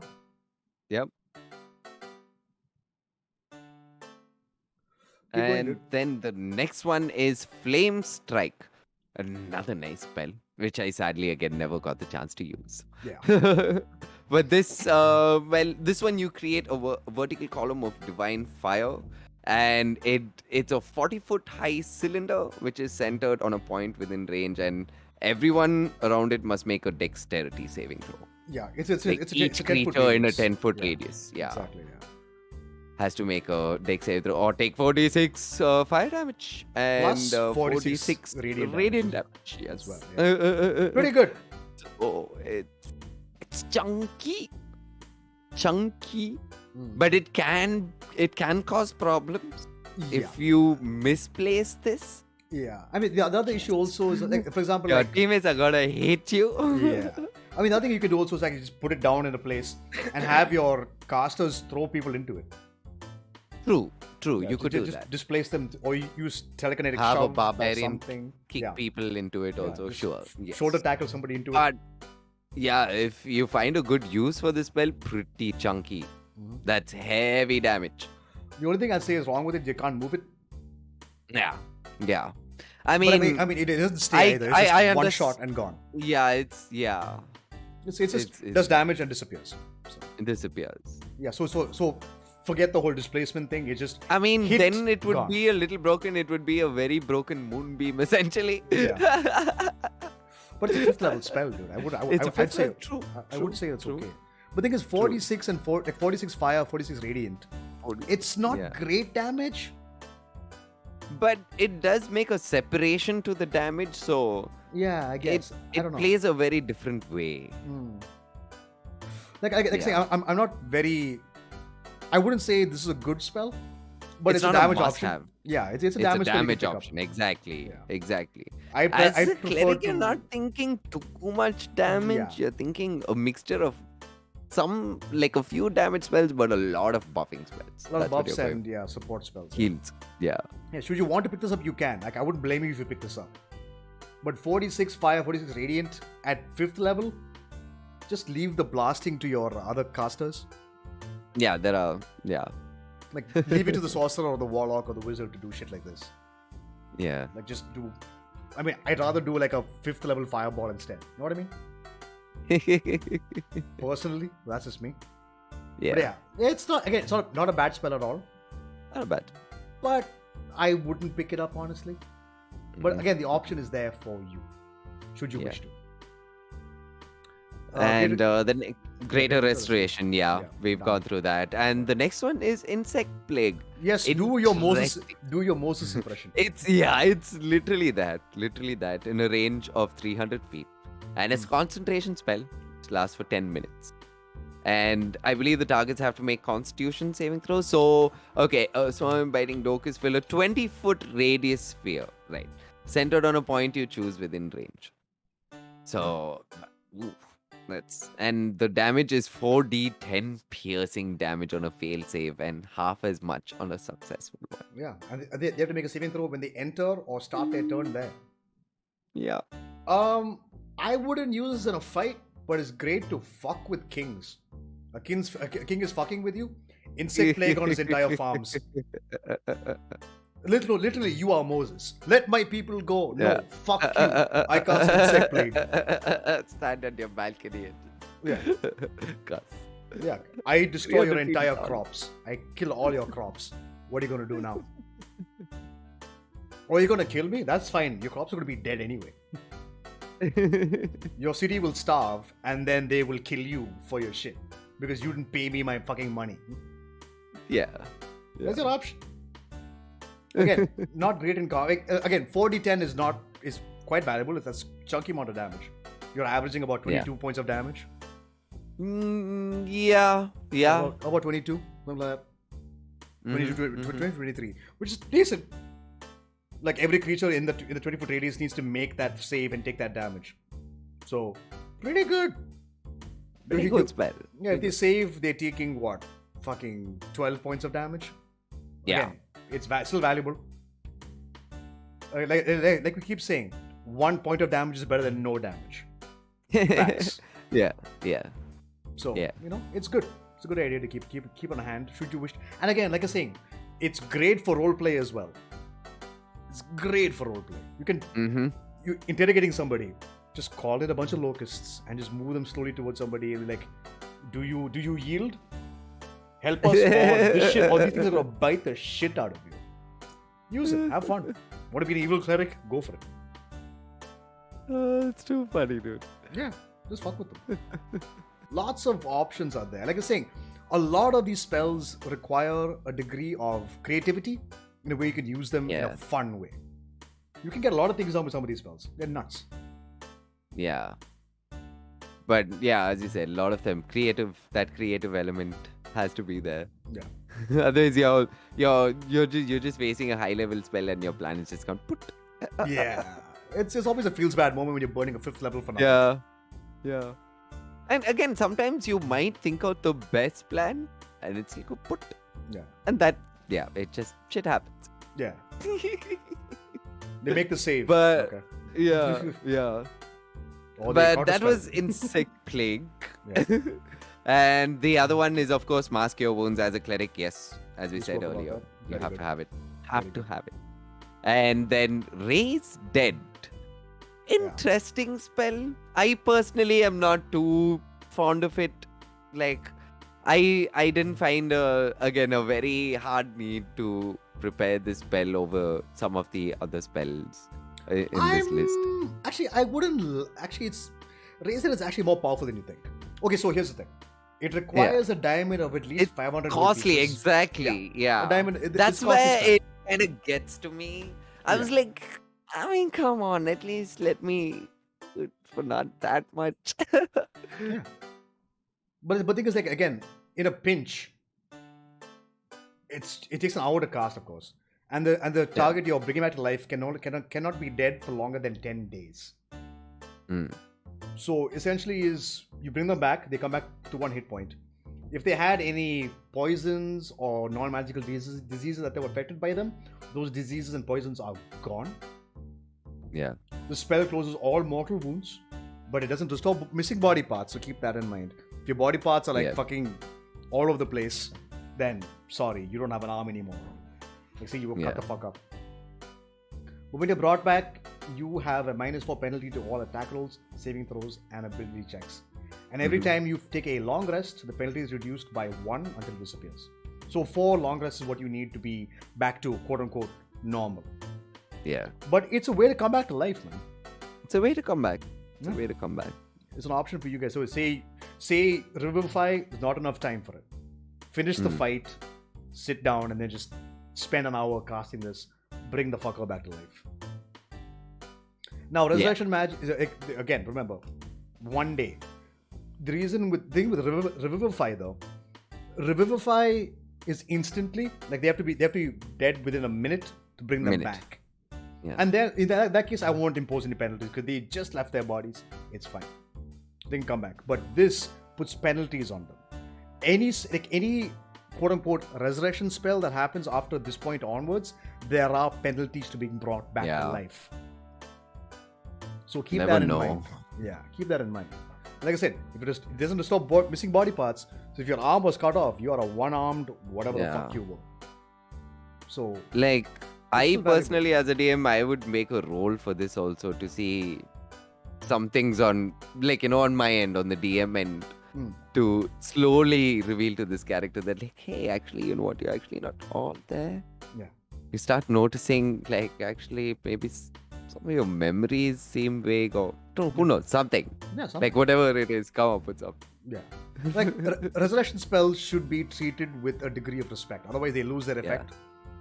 Yeah. So it's like, do you want to resurrect this person? They're going to be a little bit useless. Not useless, but not as effective as they should be. Yeah, because you bring what back a you player. what you end up allowing by not having a penalty for resurrection is you're kind of allowing death to be nothing. There's no transition and there's no comeback. Yeah, death has Like no if you meaning anymore. transition, you have to come back. Like when you come back, that's another transition. So that has to mess you up in some way. Sure, coming back to life, yeah, it's probably good. Yeah. I mean, like, I went Who to knows? I Maybe was you in had a hell. bad life. Yeah, no, or like I was in hell. I got tortured. Yeah. Fuck. And you got brought back. Yeah. Like, And you're like, oh, now I live with all those memories. You probably still feel that pain somewhere. It's yeah, it'll fuck you up. Yeah. But again, not a bad spell. Not a bad spell. As a cleric, even though it's not one of my personal favorites, you should. You should actually. A dead player is worthless. A life player with some minus is still better than no player at all. Yeah. So, them's the breaks. Mm-hmm. Then Scrying. Spoke about it. Scrying indeed. Yeah. And then we have Summon Celestial. Summon an angel, bitch. Yeah. So Paladins also have access to the spell. You guys know. And it's a concentration spell. Lasts for an hour, I believe. Yeah, it's an hour. And this also, you need, well, it doesn't consume this, but you need a golden reliquary of, like, that's worth 500 gold pieces at least. Yeah, so pick up a holy symbol worth 500 gold pieces, and there you go. You have your ability to cast it. Yeah. Oh, it's pretty good. But it's pretty good. You have stat blocks for these, like whatever this celestial you're gonna summon, and that's essentially it. For an hour, you have like control over. Rather, this celestial listens to your commands. They obey your commands, and it's no action required by you. Yeah, and also you can pick. They're going to be an Avenger or a Defender. Avenger or a Defender. Yeah. Up to you. Yeah. And they disappear when they drop to 0 hit points or you miss concentration. Yeah. But again, it's it's another creature you can bring onto the field to tank damage. It's brutal. Yeah. Quite and you brutal. can upcast it, make it even better. In some one shot I saw someone summon their this thing, an angel of their deity or something to come and like intervene. Yeah. It's a great spell. I mean, every summoning spell is super valuable and super good to use. Yeah. Why wouldn't you? But again, a cleric, you've got other things to concentrate on, which might be better. But in a pinch, having an extra body on the field could be useful. It's one of those situational things. You could prepare this. Again, you're a cleric. So you don't have to prepare this every day. Maybe you guys know you're going to face someone really badass and you just sneakily put this into your sheet without telling anyone that you have this prepared. And you're like, okay, like if shit goes really south, okay, I'll just ask for help. It's not. But yeah, those are the cleric spells at 5th level. Yep. Moving on towards the Druid. As per usual, they get some fucking nutty spells. Let's begin off with Corn of Cold, one of the best AoE spells in the game. Holy shit. A blast of cold air erupts from your hands in a 60-foot cone. Creatures must make a Constitution saving throw or take 88 cold damage on a fail save or half as much on a successful one. A creature killed by the spell becomes a frozen statue until it thaws. Steve killed all our horses with this one. I love Steve. We were all traveling. Yeah. And then Raise the horses. we ran into an Oni, and we were like, okay, cool. We get off our horse. We're ready to fight. He just flies over. Poof, all our horses are frozen statues. We're like, fuck. We just bought those, man. We were an hour away from town, and he killed all our horses instantly. Just fuck. And he did like, I mean, 88 is what? 54 damage at max? No, 64 damage at max. 64. Yeah. So he hit us for like 60 damage. Ooh. Yeah, so those horses are like dead 6 times over. Yeah. It was nuts. We all got fucked up. Cone of Cold is a phenomenal spell. Pick it the fuck up. It does so much damage. So much damage. Druids get it, sorcerers get it, wizards get it. Pick it up. It's good. It's one of the best AoE spells in the game. Yeah. 60-foot cone, stand up in front and go poof. Get wrecked. It's nuts. If you're playing a one-shot and you're high level druid, at which level do druids get to cast spells in their wild shape? You have to be 18. 18? Yeah. Well, if you're playing anything like that, and if you're, go for this.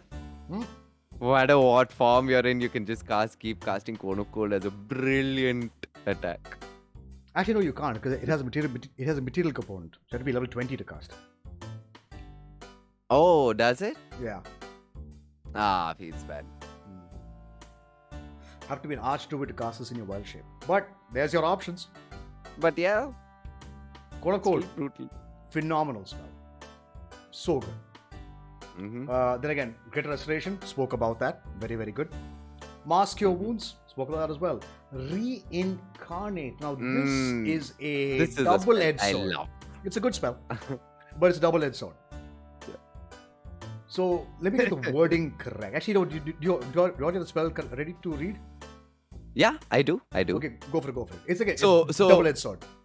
Yeah, reading as is, you touch a dead humanoid or a piece of a dead humanoid. Provided that the creature has been dead no longer than 10 days, the spell forms a new adult body for it and then calls the soul to enter that body. If the target soul isn't free or willing to do so, the spell fails. The magic fashions a new body for the creature to inhabit, which likely causes the creature's race to change. The GM rolls a D100 and consults the following table to determine what form the creature takes when restored to life, or the GM chooses a form. Yeah. So you can be give 100. This spell. 1 to 4, Dragonborn. 5 to 13, Hill Dwarf. 14 to 21, Mountain Dwarf. 22 to 25, Dark Elf. 26 to 34, High Elf. 35 to 42, Wood Elf. 43 to 46, Forest Gnome. 47 to 52, Rock Gnome. 53 to 56, Half Elf. 57 to 60, Half Orc. 61 to 68, Halfling, a Lightfoot Halfling. 69, nice, to 76, Stout Halfling. 77 to 96, Human. 97 to 100, Tiefling. Now, keep in mind, these are just taking into account of the races available in the player's handbook. There are now significantly more races. So many. Yeah. I mean, you could probably just, with you and the DM could work it where you all choose the form in some way. Or just make the intervals smaller. Yeah.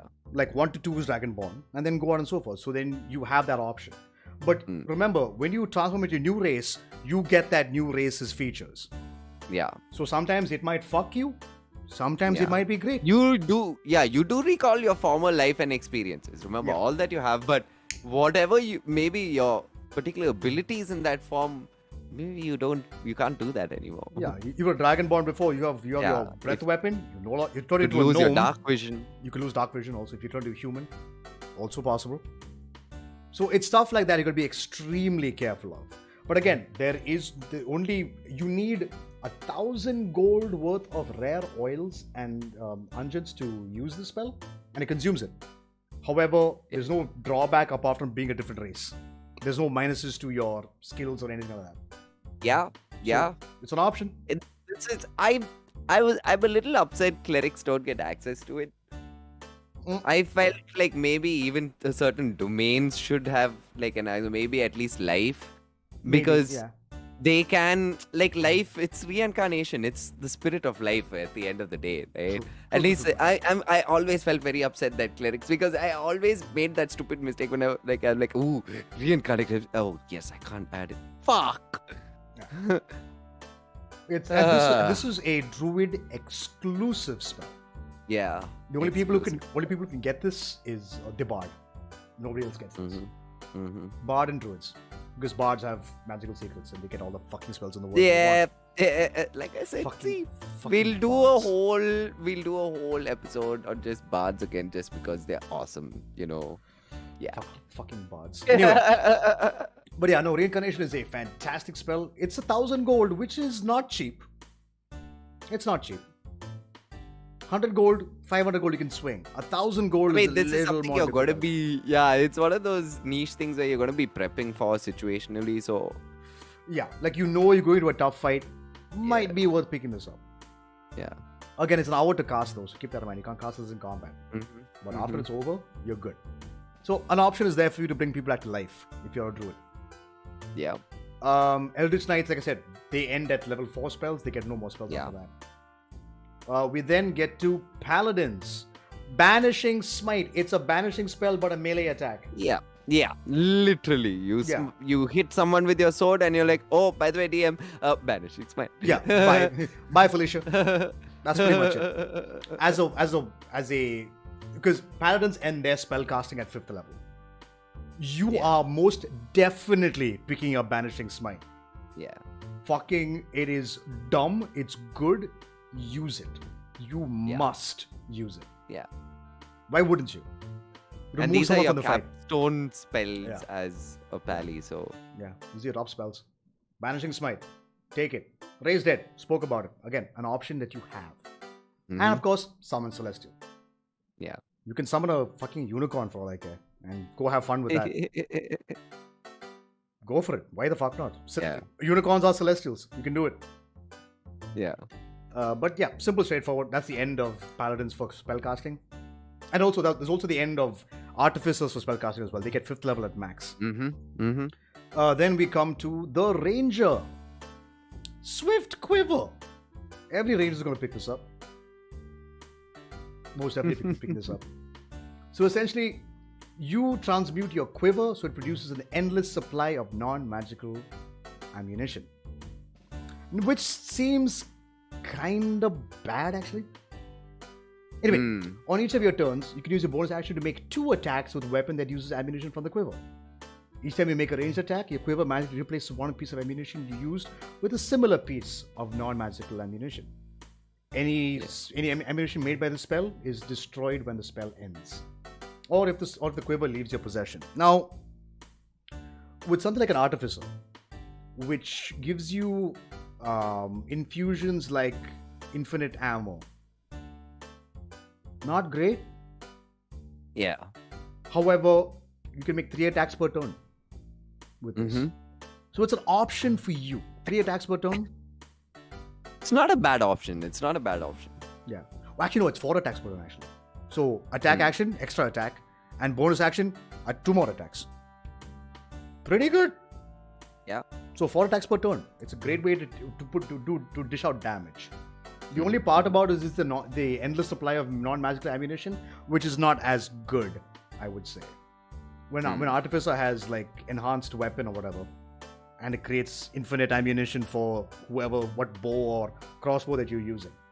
The reason you're picking this up is because you get to make 4 attacks per turn, which is always good. Because on your first turn, you're going to bonus action cast this on yourself, Swift Quiver. But again, remember, it's a concentration spell, so you can't use Hunter's Mark and you can't use Zephyr Strike. Yeah, you're giving up. Yeah. But if it's your first turn as a Gloomstalker Ranger, 5 attacks on your first turn. Actually, no, not 5 attacks. You're using bonus action to cast it once anyway, so never mind. It's still 3 attacks. But your next turn, 4 attacks per turn. Pretty good. All with Sharpshooter and advantage, because you're Gloomstalker, you're invisible, because it's dark. Just fucking go to town. Destroy. Fucking just destroy people. Swift Quiver is not you can even get a magical item which gives you infinite ammo. Yeah. So, It's the other effect you're looking for, not the first effect. Yeah. So again, up to you to decide if you're going to go with it or not. Wouldn't say it's like, oh my god, must have, but it's an option. Yeah. Then we have Tree Stride, which I believe Druids also get. Druids also get, yes. Yeah. We forgot to Yeah, we've got to add it in the list. mention that. Yeah. So, This is a beautiful spell. you mark a tree. No, not even mark it. You just walk into a tree. No tree. Yeah. And you can just walk into another tree which is like 500 feet away at max. Yeah. Yeah. So here's the thing. Here's the fucking weirdest thing. So you use 5 feet of your movement to enter a tree. You instantly know the location of all other trees of the same kind within 500 feet. Yeah. You can move whatever the fuck. It's like a teleportation spell. It's nuts. Teleportation. Exactly. Yeah. Tree Stride is great. It's an action to do so though. So, and it's a concentration spell as well. Like I was saying, literally all ranger spells are fucking concentration spells. So be careful. Like, do you want Hunter's Mark, Zephyr Strike, Swift Quiver, or do you want to just Tree Stride? Like, Tree Stride is great if you're good for scouting. Yeah. I'm gonna scout. I'm gonna walk into this tree and just teleport between trees. Go for it. 5th level spell though. Rangers don't get a whole lot of those around. So Druids use this better than Rangers do. It's a good spell, but Druids have more spell slots to use. Rangers don't. Yeah. So I wouldn't say a Ranger would use this particularly well. You can, but I wouldn't say it's good. Yeah. But an option is there available for you. After that, we have Conjure Volley. Now, again, Con and I have not played a high-level Ranger before. So some of these, because like most of us we're learning these spells as you guys are learning them. Okay? So, essentially, you fire a piece of non-magical ammunition from a ranged bow, or you throw a non-magical weapon into the air. Choose a point within range, which is 150 feet. Hundreds of duplicates of the ammunition or weapon fall in a volley from above and then disappear. Each creature in a 40-foot radius and a 20-foot height cylinder centered on that point must make a dexterity saving throw. A creature takes 88 damage on a failed save or half as much on a successful one. And of course, the damage is depending on the ammunition you use. So, crossbow bolts, daggers, arrows, all this stuff is piercing damage for the most part. Mostly it's piercing. So, pretty good. Yeah. Just, you want to hit a massive area of people? Go for it. It's very rare, like, I think this is the only sort of, like, AoE spell, damaging spell you get as a ranger. Yeah. Which is, I mean, again, it's 88. It's a fireball of slashing damage or piercing damage. So, the option's there for you should you wish to use it. But let's be clear, you're going to be using Zephyr Strike or Hunter's Mark. Like I say, those are your bread and butter.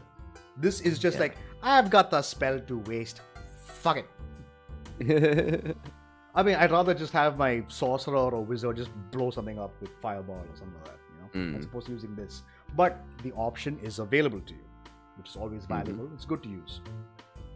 So, have fun with this one. And again, this is a Ranger exclusive spell. Bards can get it with magical secrets. Either way, my point is, this is a Ranger exclusive spell. How many times do I have to say, Bards? Shut your dirty mouth. Shut your filthy mouth. Anyway, that's the Ranger. Move on to the Arcane Trickster. No more spells for them. Ends at level 4.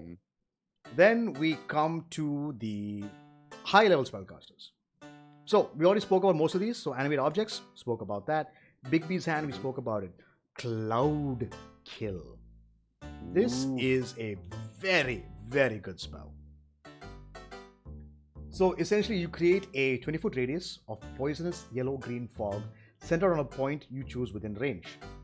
And the fog spreads around, even goes around corners, should you wish to. It lasts for 10 minutes as long as you maintain concentration. However, a strong wind can disperse the fog and end the spell. But also, when this is cast, the area is heavily obscured. When a creature enters the spell's area for the first time or starts its turn in there, the creature must make a Constitution saving throw, or they take 5d8 poison damage on a fail save, half as much, of course. Creatures are affected even if they hold their breath or don't need to breathe. Ooh. Which is actually extremely huge. valuable. Yeah. Yeah, that's huge. The fog moves 10 feet away from you at the start of each of your turns, rolling along the surface of the ground. The vapors, being heavier than air, sink to the lowest level of land, even pouring down openings. So you can make a couple of holes in the ceiling of a house, trap the enemies below, drop cloud kill in there.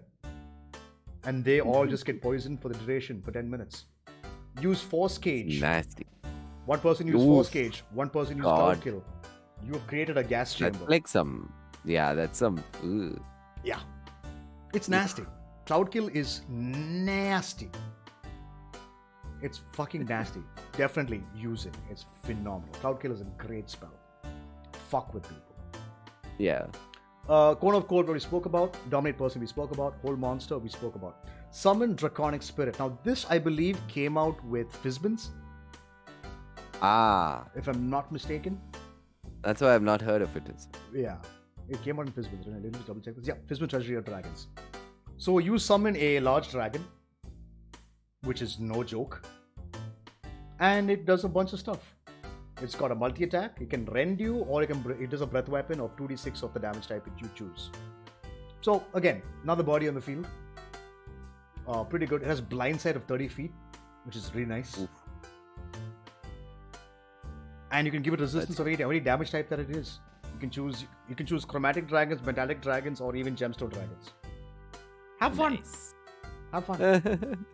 Simple and straightforward. Then of course Synaptic Static, which is a phenomenal spell. Pick that shit up. Yeah. Then we move on to the Warlock. Now, Dream is a great spell, but again requires a degree of creativity to use effectively. So you can essentially keep people awake. You can deny them sleep. So one of the rules in D&D is creatures, characters, even enemies need to sleep or they will be affected by exhaustion. For every day you don't get any sleep, you are exhausted for that day. And that can compound. You can actually kill somebody with 6 days of fucking with them. They are done. So have one of your party members cast Scrying on somebody and then just have Dream happening. It lasts for 8 hours. And it's terrifying. You can even fuck with, you can even create, it's like Inception. Nasty. It's Inception the spell. Is what this is. You can fuck with people. You can make them dream whatever, you can make them see whatever you want. And it's nuts. And the best part is, when the motherfucker wakes up, he takes 3 to 6 psychic damage. So players, have fun with this. DMs, have fun with this. Dream is terrifying. It's pretty awesome. So this is what I used, if you remember, for Ollie's character when you all went and met the what was her name? Rada. So the fortune teller. Yeah. So the ritual she did, I sort of did like a homebrewed, like a different. I reworked Dream in a way and used it in a similar way. Okay. So that's why I rolled. I don't know if you remember, but I rolled psychic damage for both of them. And since like it's sort of like her tampering with this spell itself and like using it in a certain way. That's why the psychic damage was more. Yeah. So yeah, again, could be good. Yeah. Dream is nuts. Looks like it's literally Inception the spell is what it is. Yeah. Then we move on to Modify Memory. Already spoke about that. Negative Energy Flood. This is actually a very powerful spell, which I believe Warlocks and Wizards get also. So essentially you send out ribbons of negative energy at one creature you can see within range. Unless the target is undead, it must make a Constitution saving throw or take 5d12 necrotic damage. Let's go. Or half as much on a successful saving throw. If a target is killed by this damage, it rises up as a zombie. On the start of your next turn, that zombie pursues whatever creature it can see. Now here's a problem. Zombie pursues any creature. Could be your friends also. So be careful about that. Throw it in the middle of an enemy group of enemies. That zombie is going to attack the first person until it dies. So it's just a whole bunch of like hits.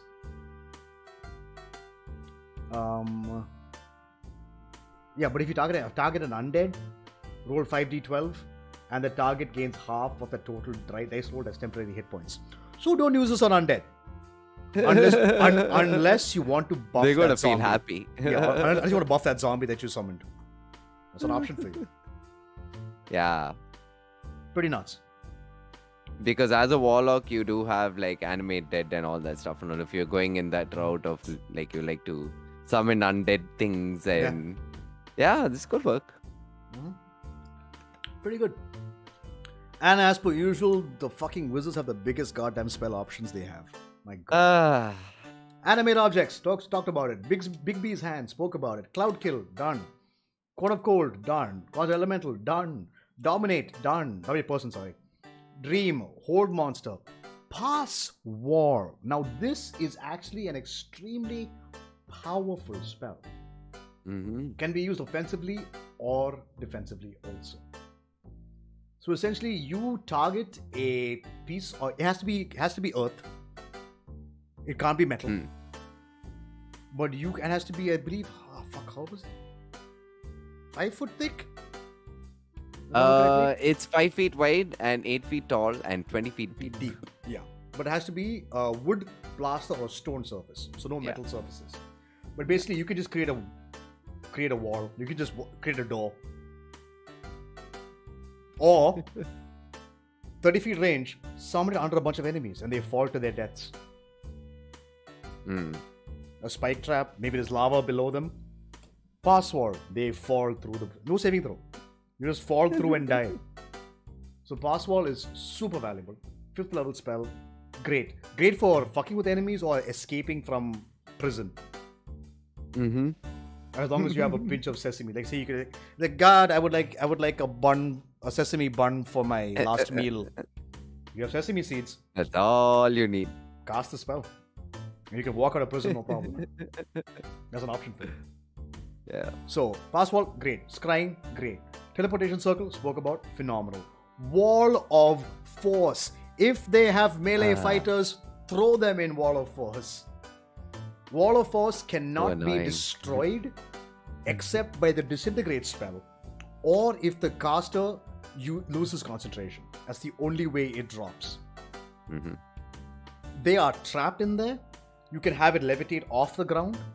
You can make it a square, a cube, a circle, but it's a 10 foot in size.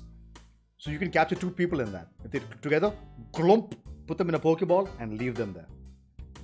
You can even make it so that there's no air inside, so they suffocate over time. Yeah. DMs use Wall of Force against your players. Use it. If that barbarian's fucking with your monsters, just put them in a Wall of Force. Yeah, it's quite nasty, guys. It's fun. Yeah, Wall of Force is disgusting. It's a good spell. Definitely pick it up. Yeah. Now, we move on to 6th level spells. At this point, like I said, Paladins, Rangers, and Artificers no longer get any more access to any more spells. Yeah. So, 6th level spells. Let's go with the Bard. Hero's Feast. Oh my god. Oh my god. A phenomenal spell. It is. I totally forgot so Bards get this spell. Yeah. It's a really good spell. So, do you have it ready? Yeah, I do. Go for it. So basically what you do is you create this magical feast, and it takes about an hour to consume this feast because it literally is a feast, guys. Like you can make it as elegant. You can make this like a really you can set up. You can have a day set up for this also, even if you want. If you have the time to do it, that is. But it takes 10 minutes to cast. And after everyone I don't think there's any limit to the amount of creatures. Up to 12 other creatures can partake of the feast. Yeah. So it's 13 creatures including you. Yeah. And yeah, so after each one's like you've consumed the feast, you gain several benefits. And the creatures, like all of you are also cured of diseases and poison, and you become immune to poison and being frightened, and you make all wisdom saving throws with advantage. Your hit point maximum also increases by 2d10, and it gains the same number of hit points. These benefits last for 24 hours. Before a big fight? But it's exactly, that's what I'm saying. It's one of those things, setup. It's best used as a setup. Like, think of it like you're Vikings heading into battle. You have one last feast and go into battle. Yeah. It is extremely potent. Yeah. Like, a potential of 12 extra health is huge on average. 12, 13 health is good. I forgot to mention, you do require a gem encrusted bowl worth 1,000 gold pieces, which the spell consumes. Sadly, it is expensive. Yeah. But the things you gain for 24 hours for an entire day is huge. Yeah. Well, the best part is huge. You can do Hero's Feast and then cast Aid on everybody. I mean, at this level also, you're going to be having... I'm sure you'll have access to stuff. Yeah. You'll be able to get that. Yeah, so hit point maximum goes up by 2d10, and then cast Aid on everybody, increase the hit points even more. Oof. God. Just make a fucking tanky ass party before a fight. Super valuable. Very, very good. Then we have Mass Suggestion. Oof. Now, Suggestion, I believe, is a second level spell. Now, we only target a single creature. Now you can target multiple creatures. Is there a limit on the suggestion? So up to 12 creatures of your choice that you can see within range that can hear and understand. So the DM has to make 12 wisdom saving throws. Yeah, and creatures that can't be charmed are immune to this. Of course, as per usual. Yeah. But again, 12 enemies, most likely at most you're going to be facing these many creatures in a fight. Tell them all, walk away. Fight over. Mass Suggestion can end combat encounters just like that. It's 24 hours and this is 60 feet range. Yep. I think Suggestion's just 30, right? No. Suggestion is 60. I remember. But this is Mass Suggestion. Yeah. So it's quite good. Pick it up. It's very valuable. It's super valuable. Yeah. Clerics. And it goes up. The duration also goes up each time you upcast it. Yeah. So at 7th level, the duration is 10 days. At 8th level, it's 30 days. And like 9th level, the duration is year and a day. Yeah. Pretty good. Pretty good. Moving on to Clerics. Heal. Let's go. One of the best healing spells in the game. It's 6th level though. However, when you cast Heal, the target heals for 70 hit points. Flat 70. Yeah. And it also like ends blindness, deafness, I think diseases. Yeah. Verbal and somatic only, no material component. One action. Heal. Yeah. Hey, sorcerers. Twin spell heal? Maybe? God. Divine soul sorcerers? The broken ideas. Yeah. Divine soul sorcerers fucking, why not? Just go. Twin spell, heal. Heal the barbarian and the paladin. Zoop. Back up to like 70 fucking hit points. Yeah. It's nuts. It's fucking nuts. It's pretty nuts. Clerics get this, the Druids get this, and the Bards get this if they choose magical secrets. Then we have Hero's Feast, which also Clerics have. So do Druids. Word of Recall. Now, this one I'm not very familiar with. It's similar to Teleport. So, okay, to read it as is, you and up to 5 willing creatures within 5 feet of you instantly teleport to a previously designated sanctuary. You and any creatures that teleport with you appear in the nearest occupied space to the spot you designated when you prepared your sanctuary. If you cast this spell without first preparing a sanctuary, the spell has no effect. So, to create the sanctuary, you must designate a sanctuary by casting the spell within a location such as a temple dedicated to or strongly linked to your deity. That's the Right, the caveat. Okay. Yeah. Actually, no, again, this is caveat it's a good get a jail free card.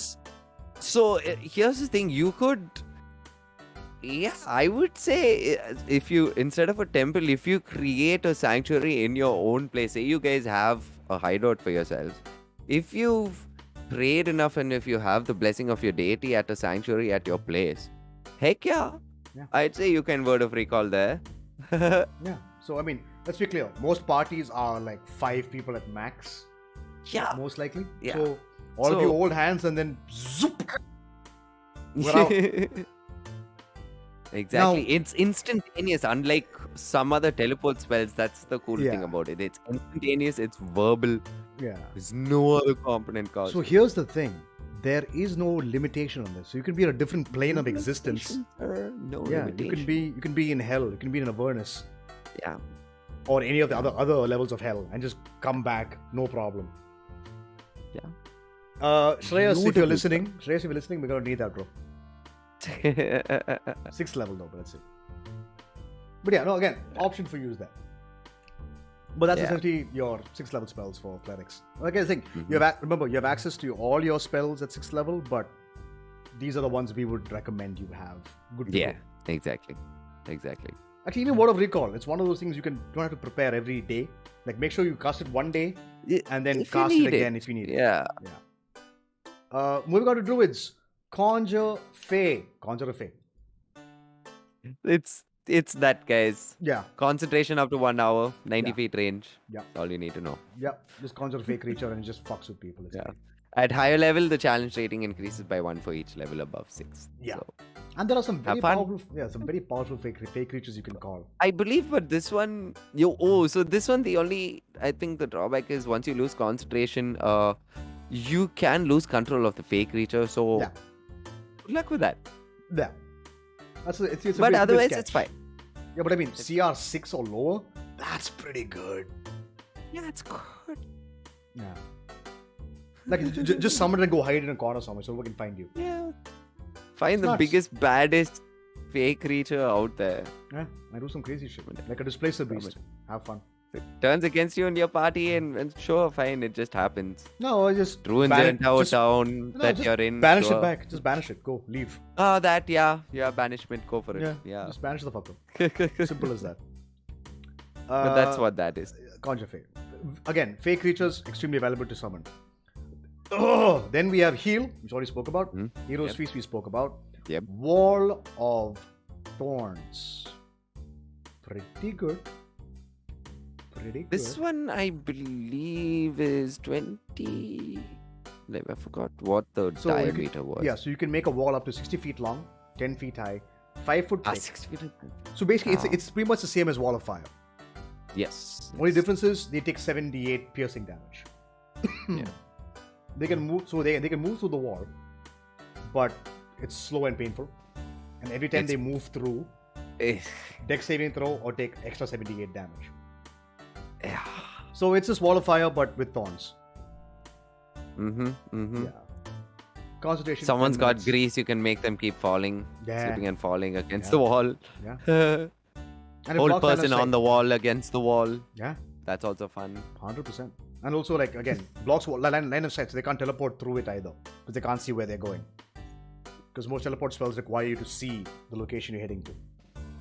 So, have fun with that. It's great. And then transport via plants. Ooh, Jesus. Love this spell. I want to use this in that one shot. I'm waiting for a moment.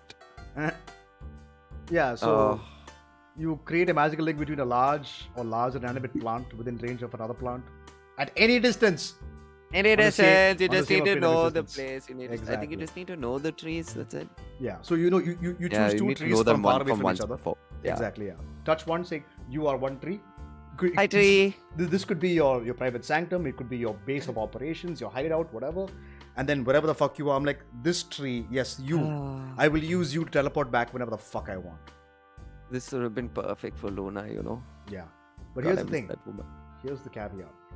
Any creature can step into the target plant. So enemies can follow you. Keep that in mind. Yeah. Duration is 1 round. Yeah. So if you run in, it's a minute. Enemy can also just run in with you. Yeah. So keep that in mind. So be very, very careful when you're using it. Last thing you want is enemies to end up in your private sanctum. Mhm. Then we move on to Eldritch Knights have nothing, Paladins have nothing, Rangers have nothing, Arcane Tricksters have nothing. Moving on to the top spellcasters. Sorcerers, Chain Lightning. Chain fucking Lightning. Good lord, this spell. Yeah, very, very brutal spell. It's nasty. Ugh. Oof. 150 feet range, instantaneous. You create a bolt of lightning that arcs towards a target of your choice you can see within range. 3 bolts then leap from that target to as many as 3 other targets. Each of these creatures must be within 30 feet of the first target. A target creature, the target can be an object or a creature. The target must make a dexterity saving throw, and if it fails, it takes 10d8 lightning damage. That's the brutal part of it. It's not in the chain lightning part. It's the damage you take over it. Yeah, it's 4 targets take 10d8 lightning damage. Yep. In other games, chain lightning does less damage for every arc it makes. Exactly. And in this game, if you see in other games, it's more of, you'll see like it procs off some other damage. Yeah. Chain lightning on some hit. But this is like an arc you create yourself that's just so amplified that holy shit, God forbid it hits you, the people around you. Yeah. 30 foot range. Any target within 30 feet of you. It's one of the most brutal spells in the game. It's so powerful. In terms of like, yeah, where it can kill you pretty, yeah, can get bad. Twin cast? Oh god. God damn it, Paul. What? You can do it. You pick one target and it jumps to everyone else. Twin cast it. It'll be fun. No, it's not. Sure. It's not fun. Then we get Disintegrate. I hate you. Oh, this spell Die. is nuts. This spell is nuts. So, I'm going to read this word for word. Okay? Yeah, it's actually good. It's a phenomenal spell. So, a thin green ray springs from your pointing finger to a target that you can see within range, which is 60 feet. The target can be a creature, an object, or a creation of magical force, such as a wall created by Wall of Force. A creature targeted by this spell must make a dexterity saving throw. On a failed save, the target takes 10d6 plus flat 40 in force damage. If the target's hit points are reduced to 0, they are turned to ash. If you die by this spell, you are ash. You're dead. Like you, yeah. Nothing short of a wish spell or actually, wait. Yeah. Resurrection or yeah. true resurrection or wish. There's Or only wish. two, dude. There's only ways to Only come back two. to life. It's one of those deaths where it's very hard to come back. True resurrection and wish, those Are getting ninth level uses, spells. finding someone, like even if you're around, like sure, some high level casting NPCs, not all of them you can be sure will have this spell. Yeah, and plus, No. people are very hesitant to use wish. Yeah. Because you may not be able to use it especially ever wish. again. Yeah. So it's 2 9th level spells So, to solve the problem of a 6th level spell. Yeah. You It are can be turned- counter-spelled, right? Yeah, of course you can. Yeah. Yeah, so like guys, players, trust me, like there'll be a lot of baddies that have them. The moment you hear the DM describe anything close to disintegrate, counterspell. Please counterspell. That's all you say, motherfucker, if you have Yeah. it. That's all you say. But you then- don't become stingy with your slot. Yeah, you, but then expend your slot. of course, also then the DM can go, I counterspell your counterspell, and the spell goes off anyway. Well, you need to try though, because it's one Yeah. of those things. Because no, dude, disintegrate is, it's crazy. I mean, yeah, 100%. Disintegrate is disgusting. disgusting. Like, Hey, sorcerers, you can twin cast this too. oh god, again. This fucking sorceress. They twin castery. They twin Yeah, castery. Whatever. But yeah. They twin casting. They're Yeah. correctly just in time one smiley. Yeah, funny. Fucking sorcerer. Sorcerers, dude. No, I mean, like, I'm saying, like, Disintegrate, I feel, is one of those spells, like, for me, I always think about the visual element of spells, of what they think it's. Oh, yeah. Like, imagine you do this to a bad guy, okay? You do this to, in front of, like, someone close to them, some kin that's close to them, say, like, their daughter or someone like that. You could leave them so tattooed that you've probably created a new villain that you have no idea that yeah.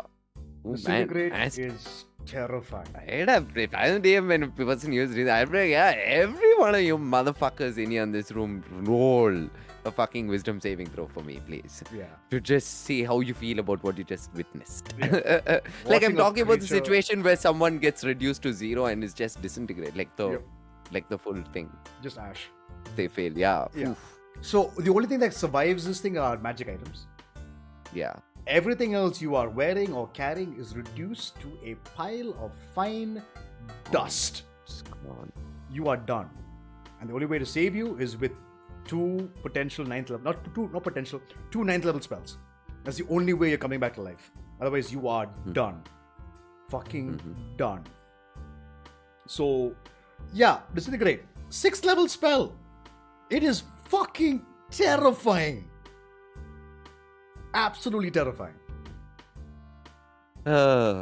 Oof. My Can't God, wait these to spells. use some of these spells, man. Yeah, Someday. Yeah, dude. Yeah, believe it or not, we haven't been able to still haven't gotten the chance to use these spells. Yeah, look, 7th level spells are tier 4. Yeah. You'll be level 14. I mean, these believe, are to access 6th this. level. These are 6th level. Yeah, 6th level, yeah. Even then, Yeah. like, that's level 14 or something. Still, like, yeah. towards the end of the game. All Yeah. tier 3 upward players. So. Yep. Then, using Wall of Force itself was insane for me. Yeah, dude. Just casting 5th level spells itself feels good. So then we have Globe of Invulnerability. Good spell. Ooh. You cannot be hit. You Yeah. are immune to Yeah. damage. You are invulnerable. It's literally what that is. So essentially it's a 6th level spell. Any spell of 5th level or lower cast from outside the barrier cannot affect creatures or objects within it. If they want to hit you, they have to cast a upcast to 6th level. If they want to hit you with this on you. Yeah. It's. Oof. Yeah. It's Like nuts. wizards and socks using this, they're the only two, but yeah, it's one of those. I think you should keep it. It's Super good valuable. to have on the offensive. Ooh. And also, there's a spell which I'll tell you, which is a good use for Global Invulnerability, which is coming up for the wizard. But yeah, Global Invulnerability, phenomenal spell. Use it. It can save your life. It's really good. Then we have Master Suggestion, which again we mentioned before. Powerful spell. Yeah. Then we move on to the Warlock. Conjure Fey, we spoke about already. Yep. Master Suggestion, yep. Summon a Fiend. You summon a fiend. You summon a Fiend. Simple. Yeah. Then moving on to the Wizard. Chain Lightning, Global Invulnerability, Mass Suggestion, Summon Fiend, and which I think is a fucking amazing spell. This is a beautiful spell. Contingency. Holy shit. Okay, so allow me to explain how contingency works. Because it's fascinating. You spend 10 minutes casting this spell. It lasts for 10 days. Choose a spell of 5th level or lower that you can cast. There's a casting time of 1 action. And that can target you. You can cast that spell called a contingent spell as part of casting the contingency spell as is. Expending spell slots for both. So you're going to cast this 6th level, pick a 5th level spell you want to cast. But the contingent spell doesn't come into effect. Instead, it takes effect when a certain circumstance occurs. Alright? You describe the circumstance when you cast 2 spells. For example, cast contingency with water breathing. So if you ever fall into water, it auto casts the spell on you, and you are able to breathe in water. Yeah. Kinda good. It's pretty awesome. It's pretty awesome. It's pretty sick, dude. Again, high level. Yeah. Very less chance of being able to playing, having the chance to use these spells. But oh my god. Yeah, and the contagion just stays. It's good to trigger for 10 days. Yeah. A guy steps too close to you, thunder step away. Boom. Yeah. It's nuts. Now, the problem is that the issue that is it says 5th level or lower. I'd say if you cast contingency at 7th level, you can then make 5th level spells as accessible as an option. So immediately, if I cast at 7th level, I can have global invulnerability ready to go. Should I drop below certain hit points? Yeah. Why the fuck not? And only wizards and bards get access to contingency. Because magical secrets, of course. But that's it. The spell will cast even if the material component, say it's a material component requiring spell, it will still cast because of contingency. Yeah. It's nuts. It's nuts. And 10 days, so you're good. You're good to go. Yeah, but the thing is, you need okay. First of all, contingency requires you to be extremely proud of yourself. You need a statue of yourself carved from ivory. That's the only with cheesy gems. part of it. Yeah, but don't worry about the cost. You'll at that high level, you're definitely making money. If you're not making money at that level, you're doing something wrong. Make money. It's good to make money in game. Yeah, contingency is a fantastic spell. Pick it up, use it, abuse it. It's so good. It's so good. Okay, coming to 7th level, 8th level, and 9th level spells. Some of these everyone has access to, and some of them are fucking terrifying. 7th level, Force Cage. Bards, no longer Artificer can't cast any more spells. Force Cage. Oh fucking hell, dude, this spell is so good. It is so good. It lasts for an hour. 100 feet range, 1 action to cast. An immobile, invisible, cube-shaped prison composed of magical forces springs into an existence around an area you can choose within a 100-foot range. The prison can be a cage or a solid box, whatever you wish.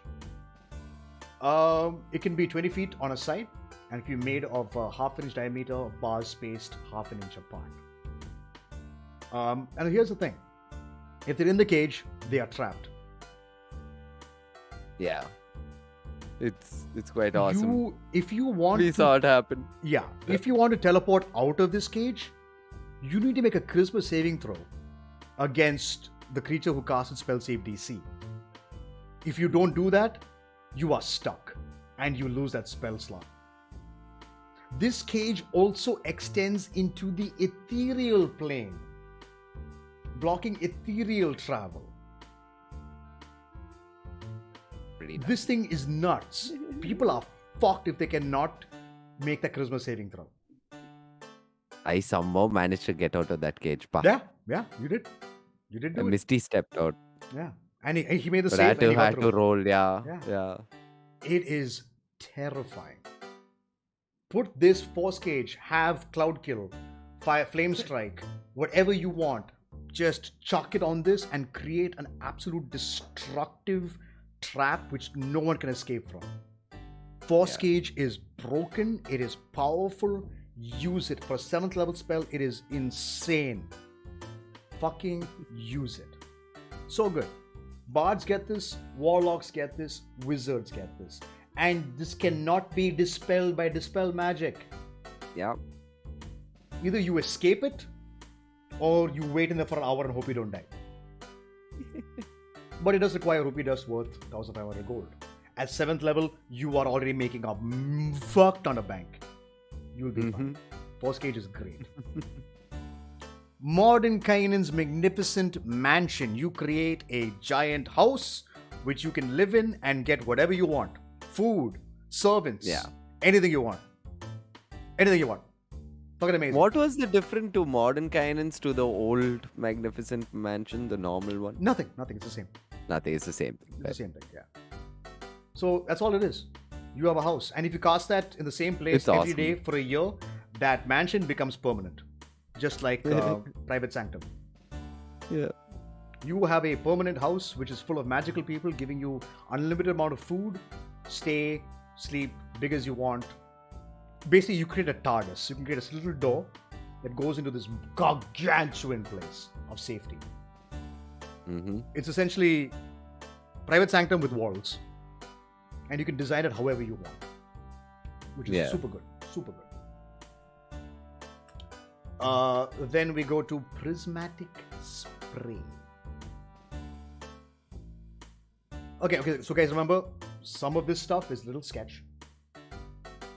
Because again, we've never had the opportunity to even cast play them. spells. That's the problem. Yeah. But essentially, 8 multicolored rays of light flash from your hand. Each ray is a different color and has a different power and purpose. Each creature in a 60-foot cone must make a dexterity saving throw, and for each target, roll a d8 to determine which color ray affects it. So roll a d8. So, red. Target takes 10d6 fire damage on a fail save, or half as much on a successful one. It's going to be most of that. Orange. They take acid damage. 10d6 acid damage. Yellow. 10d6 lightning damage. Green. 10d6 poison damage. Blue. 10d6 cold damage. Indigo, however, the target is restrained. It must then make a Constitution saving throw at the end of each of its turns. If it successfully saves 3 times, the spell ends. If it fails 3 times, it is permanently turned to stone. And the best part, and the worst part is the best and worst part. The successes and failures don't need to be consecutive. If you hit 3 failures first, you are turned to stone. Have fun with that. It's fucking nuts. So, keep that in mind. Kind of scary. Violet. On a failed save, the target is blinded. You must then make a wisdom saving throw at the start of its next turn. A successful save ends the blindness. If it fails to save again, the creature is transported to another plane of existence of the DM's choosing and is no longer blinded. They're just banished. For eternity. They are banished for fucking eternity. That's crazy. Yeah. And then if you roll an 8, it just says special. Target is struck by 2 rays. Roll twice more, re-rolling any 8s. Good spell. Holy fucking shit, this hurts. Bards, sorcerers, wizards. Have fun. Dumb. Yeah, these high level ones are gonna start getting ridiculous. Absolutely ridiculous. Yeah. Then we have Resurrection. High spell cost is similar to Prismatic Wall, yes. High level Resurrection spell. Just cost the gold cost is much higher, and you can bring people back even if they are missing limbs. You replace limbs, I believe, also, well, right? Yes, I believe so. Yes, it does. Yeah.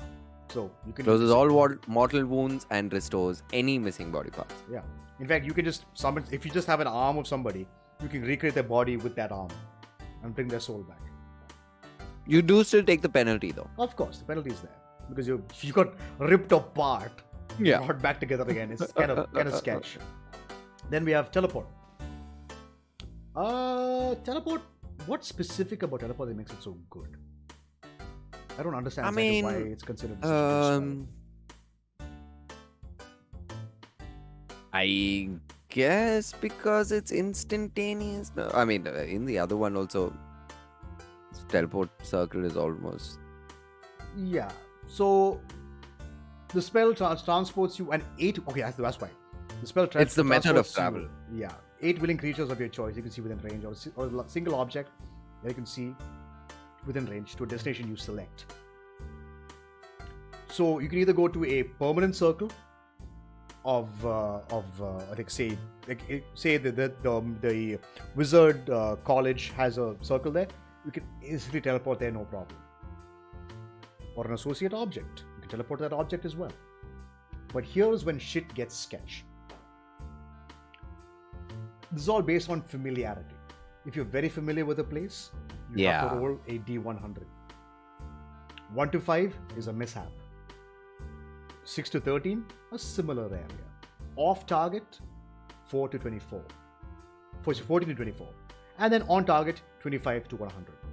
Seen casually. So as you go down the line of familiarity, it's riskier and riskier to, teleport there. Very. So for example, if a mishap happens, the spell's unpredictable magic results in a difficult journey. Each teleporting creature takes 3d10 force damage, and the DM rolls on the table to see where you wind up. You can end up in some random fucking place and take 3d10 force damage, which cannot be reduced in any shape and or form. You just take the fucking thing. So it's one of those things you have to be very, very, very careful of. But 7th level spell, you and 8 other creatures can just teleport wherever the fuck you want at a snap. Pretty good. Like for example, if you're going back to your home base, it's easy. Super easy. Yeah. Doesn't matter what you roll, D100. 1 to 100, you're there. Don't need worry about looking for chalk and all that stuff. Yeah. You just snap fingers, you're there. Yep. But again, remember, mishaps can happen from anything from very familiar, seen casually, viewed once, description, and false destination. False destination, you have a 50% chance to either get fucked or make it close by to where you're going. Yeah. So, an option for you is there. Moving on to cleric spells. Conjure Celestial. Simple as that. Yeah. Divine Word. Ooh. I believe this is the one. This is the one that sends elementals back to their plane, I believe. I believe so. Yeah. Let me just find it. Why can't I find it in this book? Yeah, so here we go. You utter a divine word, imbued with power that shapes the world at the dawn of creation. Choose any number of creatures you can see within range. Each creature that can hear you must make a charisma saving throw. On a failed save, a creature suffers an effect based on its current hit points. 50 hit points or lower, they are deafened for a minute. 40 hit points or lower, deafened and blinded for 10 minutes. 30 points or fewer, blinded, deafened and stunned for an hour. 20 points or less, killed instantly. Regardless of his current hit points, a celestial, an elemental, a fae, or a fiend that fails its save is forced back to its plane of origin if it isn't there already. And you can't return to your current plane you were banished from for 24 hours by any means short of a wish spell. Yeah. If you are up against anything like a celestial, elemental, fae, or fiend, and they are on your plane of existence, Divine Word, if they fail, ends combat instantly. Yeah. It's over. GG. Yes, Bala, that one only. That's the one. That one shot. Dude. Hell yeah. Divine Word is nuts. Then we have Firestorm. 150-foot range, one action to cast, and it's instantaneous. Holy shit. Man, a storm made up of sheets of roaring flame appears in a location you can choose within range, which is 150 feet away from you. The area of the storm consists up to 10 10-foot cubes. You can arrange as you wish. Each cube must have at least one face adjacent to another face of another cube. Each creature in the area must make a dexterity saving throw or take 7d10 fire damage on a failed save or half as much on a successful one. The fire, of course, damages objects and ignites flammable objects that aren't being worn or carried. If you choose, you can make sure that plants don't die. They don't catch fire. 7d10 fire damage. 10-foot cubes. 10 of them. In a fucking war, this will destroy platoons of people. Like I said, this is why spells get absolutely fucking batshit insane. Yeah, like saying they get ridiculous. Absolutely ridiculous. This is destruction on a fucking cosmic level. It's ridiculous. It's amazing though. Yeah. Then you have plane shift. Travel to a different plane of existence as long as you have a tuning fork that is attuned to that plane.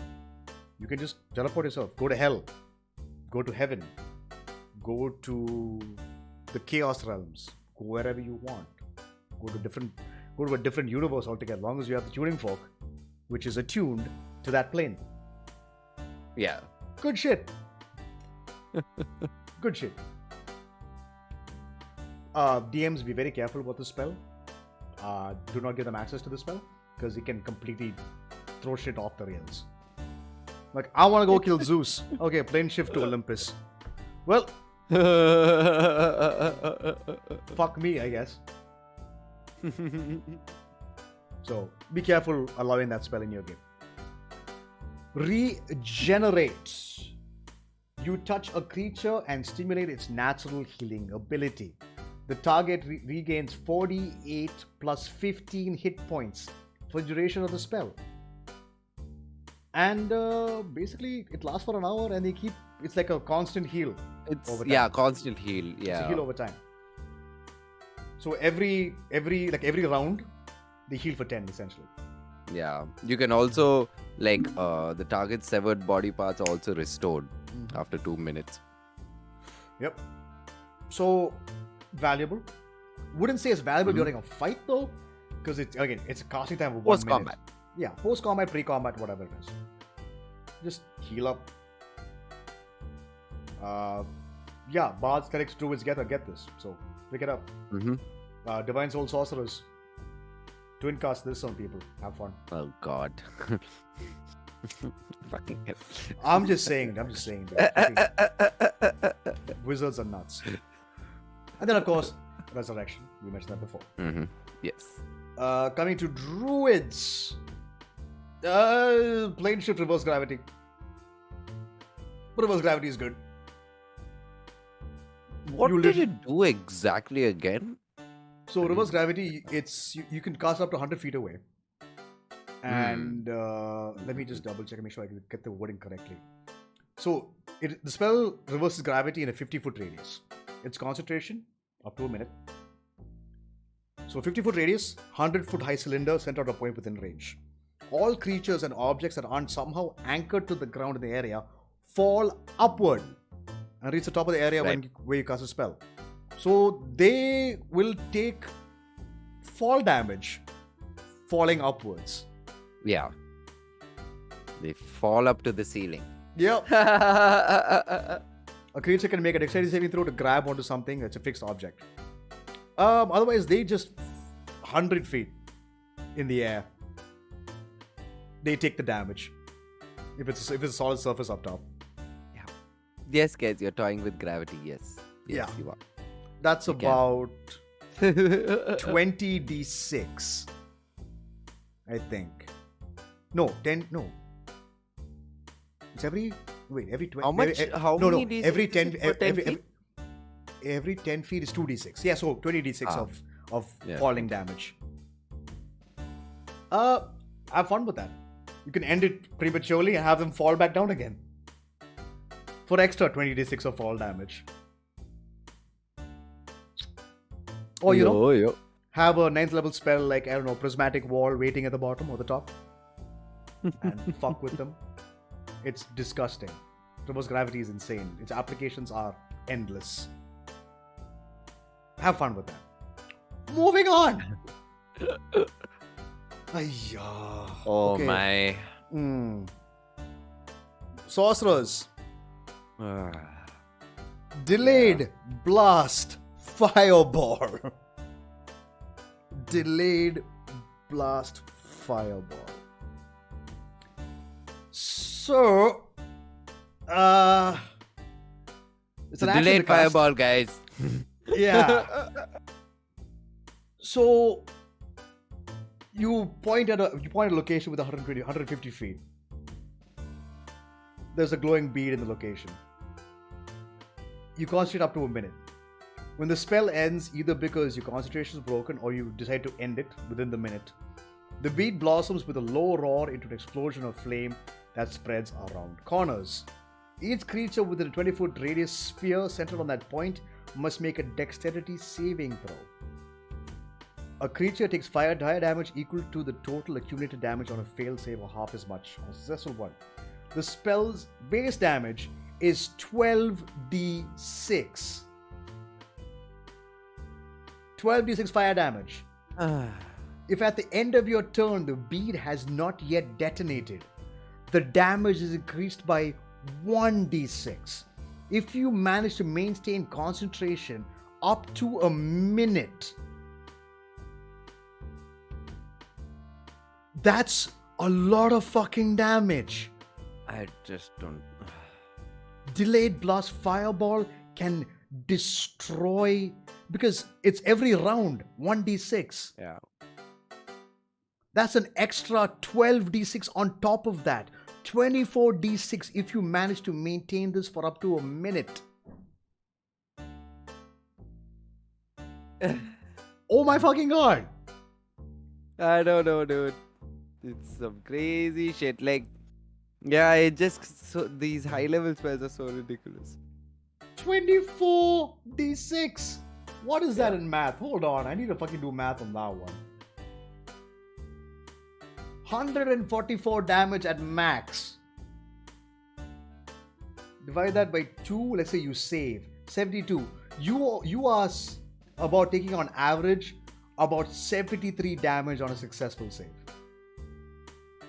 74 points of damage if you save after a minute. That's dumb. That's enough to kill a wizard. It's ridiculous. It's so ridiculous. It's fucking insane. But yeah, that's that for you. Finger of... Like, that wasn't enough. That wasn't enough. Finger of death. Finger of fucking death. 60 feet range. Point at a motherfucker. You send negative energy coursing through a creature that you can see within range, causing it searing pain. The creature must make a Constitution saving throw. It takes 7d8 plus flat 30 necrotic damage on a failed save or half as much on a successful one. If you are killed by this spell, at the start of your next turn, a zombie spawns permanently under your command, following your verbal orders to the best of its abilities. You negate again. Only way to save someone from this is wish. True resurrection will not work. Wish is the only way. You turn that person into a zombie. Okay. Yeah, finger of death. Fuck my life. Moving on. Plane shift. We still reverse haven't gravity, gotten teleport. to the even more psycho. Yeah, spells. That's what I'm the other thinking. ones are even more terrifying. Reverse gravity teleport, spoke about that. Warlocks, force cage, finger of death, plane shift. Pretty straightforward. Wizards, force cage, mansion, simulacrum. Oh my fucking god. So, The must-have wizard spell at this level. yeah. So essentially, it takes you 12 hours to cast this spell.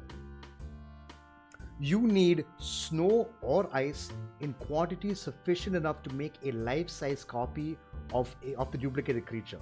Some hair, fingernail clippings, or other piece of the creature's body placed inside the snow or ice. A powdered ruby worth 1,500 gold pieces sprinkled over the duplicate, and it is also consumed by the spell. It lasts until dispelled. So, range of touch, casting time 12 hours. You shape an illusory duplicate of one beast or humanoid that is within range for the entire time of the casting of the spell, which is going to be you.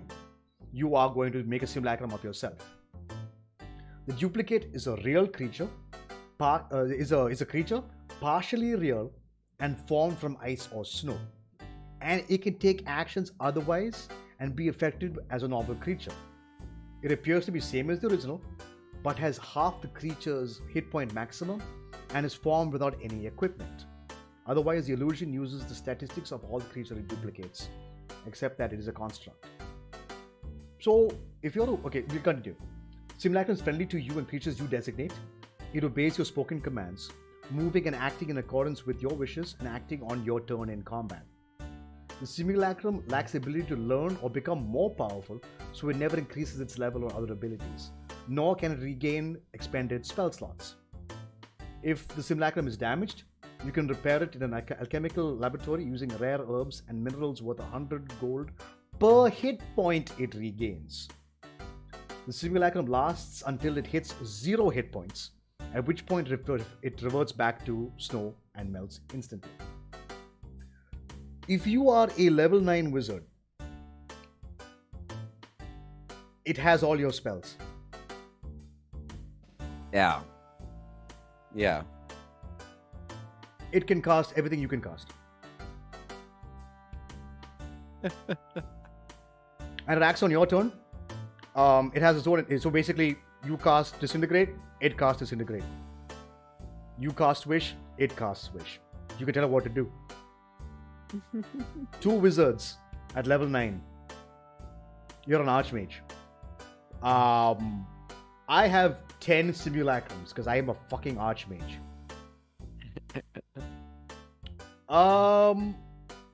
GG. Yeah. This is why wizards. This is the reason why wizards. If the wizard dies, doesn't matter. Simulacrum continues. Simulacrum is continuing, macha. Yeah, it lives on. It lasts until it dies, or it's dispelled. Pumat soul. Because Best it has example of simulacrum use. If you make a copy of yourself, it has access to your spellbook. Give it a copy of your spellbook. It can cast those spells. It's got your knowledge. It's got your knowledge. You everything. essentially. Yeah. It is you. Pumat soul. Yeah, Pumat Soul. He's a good example of Christoph Saunter. Yeah, Christoph Saunter was a simulacrum. And he was a fucking asshole. Love him to death though. But yeah, that's 7th level spells. Let's get to 8th level spells. Normally we would end this. Actually, should we end now and come back later? Or you want to finish it off? I mean, what do you think? Do you think we'll be able to get all of these done? Not today, dude. My throat's already hurting. Yeah, that's what I'm thinking. We're 3 hours in. Yeah. And we have so like what I was saying, guys, you probably heard me from 7th level, I was like, yeah, it's gonna get ridiculous. It's getting even more ridiculous. After this 8th and 9th, there are a lot of things you're like, what, it exists? And yes, it exists. Yeah. Yeah. Yeah, I think maybe we can do these two, 8 and 9. Okay. On the next episode. Okay.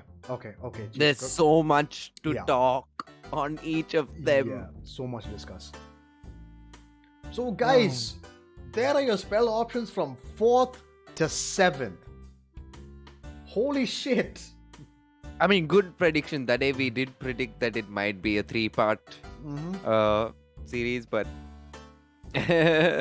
we tried to do it fully today, guys, but it's 3 hours. Yeah, it's 3 hours. I'm sure half of you have already tuned out halfway through, and I apologize. I'm so sorry for that. It's just there's so many spells, so much amazing things you can do.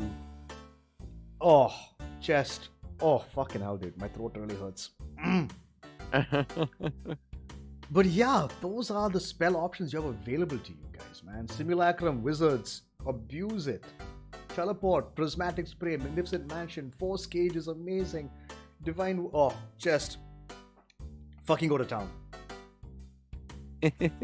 Thank you guys. Yeah, we so touched upon some really good spells. Yeah, today. some really good spells. And a lot of them, like especially the level 4, level 5 spells, you're going to be playing with those at least way more often than some of the much higher level spells. Yeah, and like so honestly, I'm glad we got to do those. Yeah, if you're playing modules, And 5th level is about, maybe 5th and 6th is the 6th max is you're gonna about get where them. you get max. Yeah.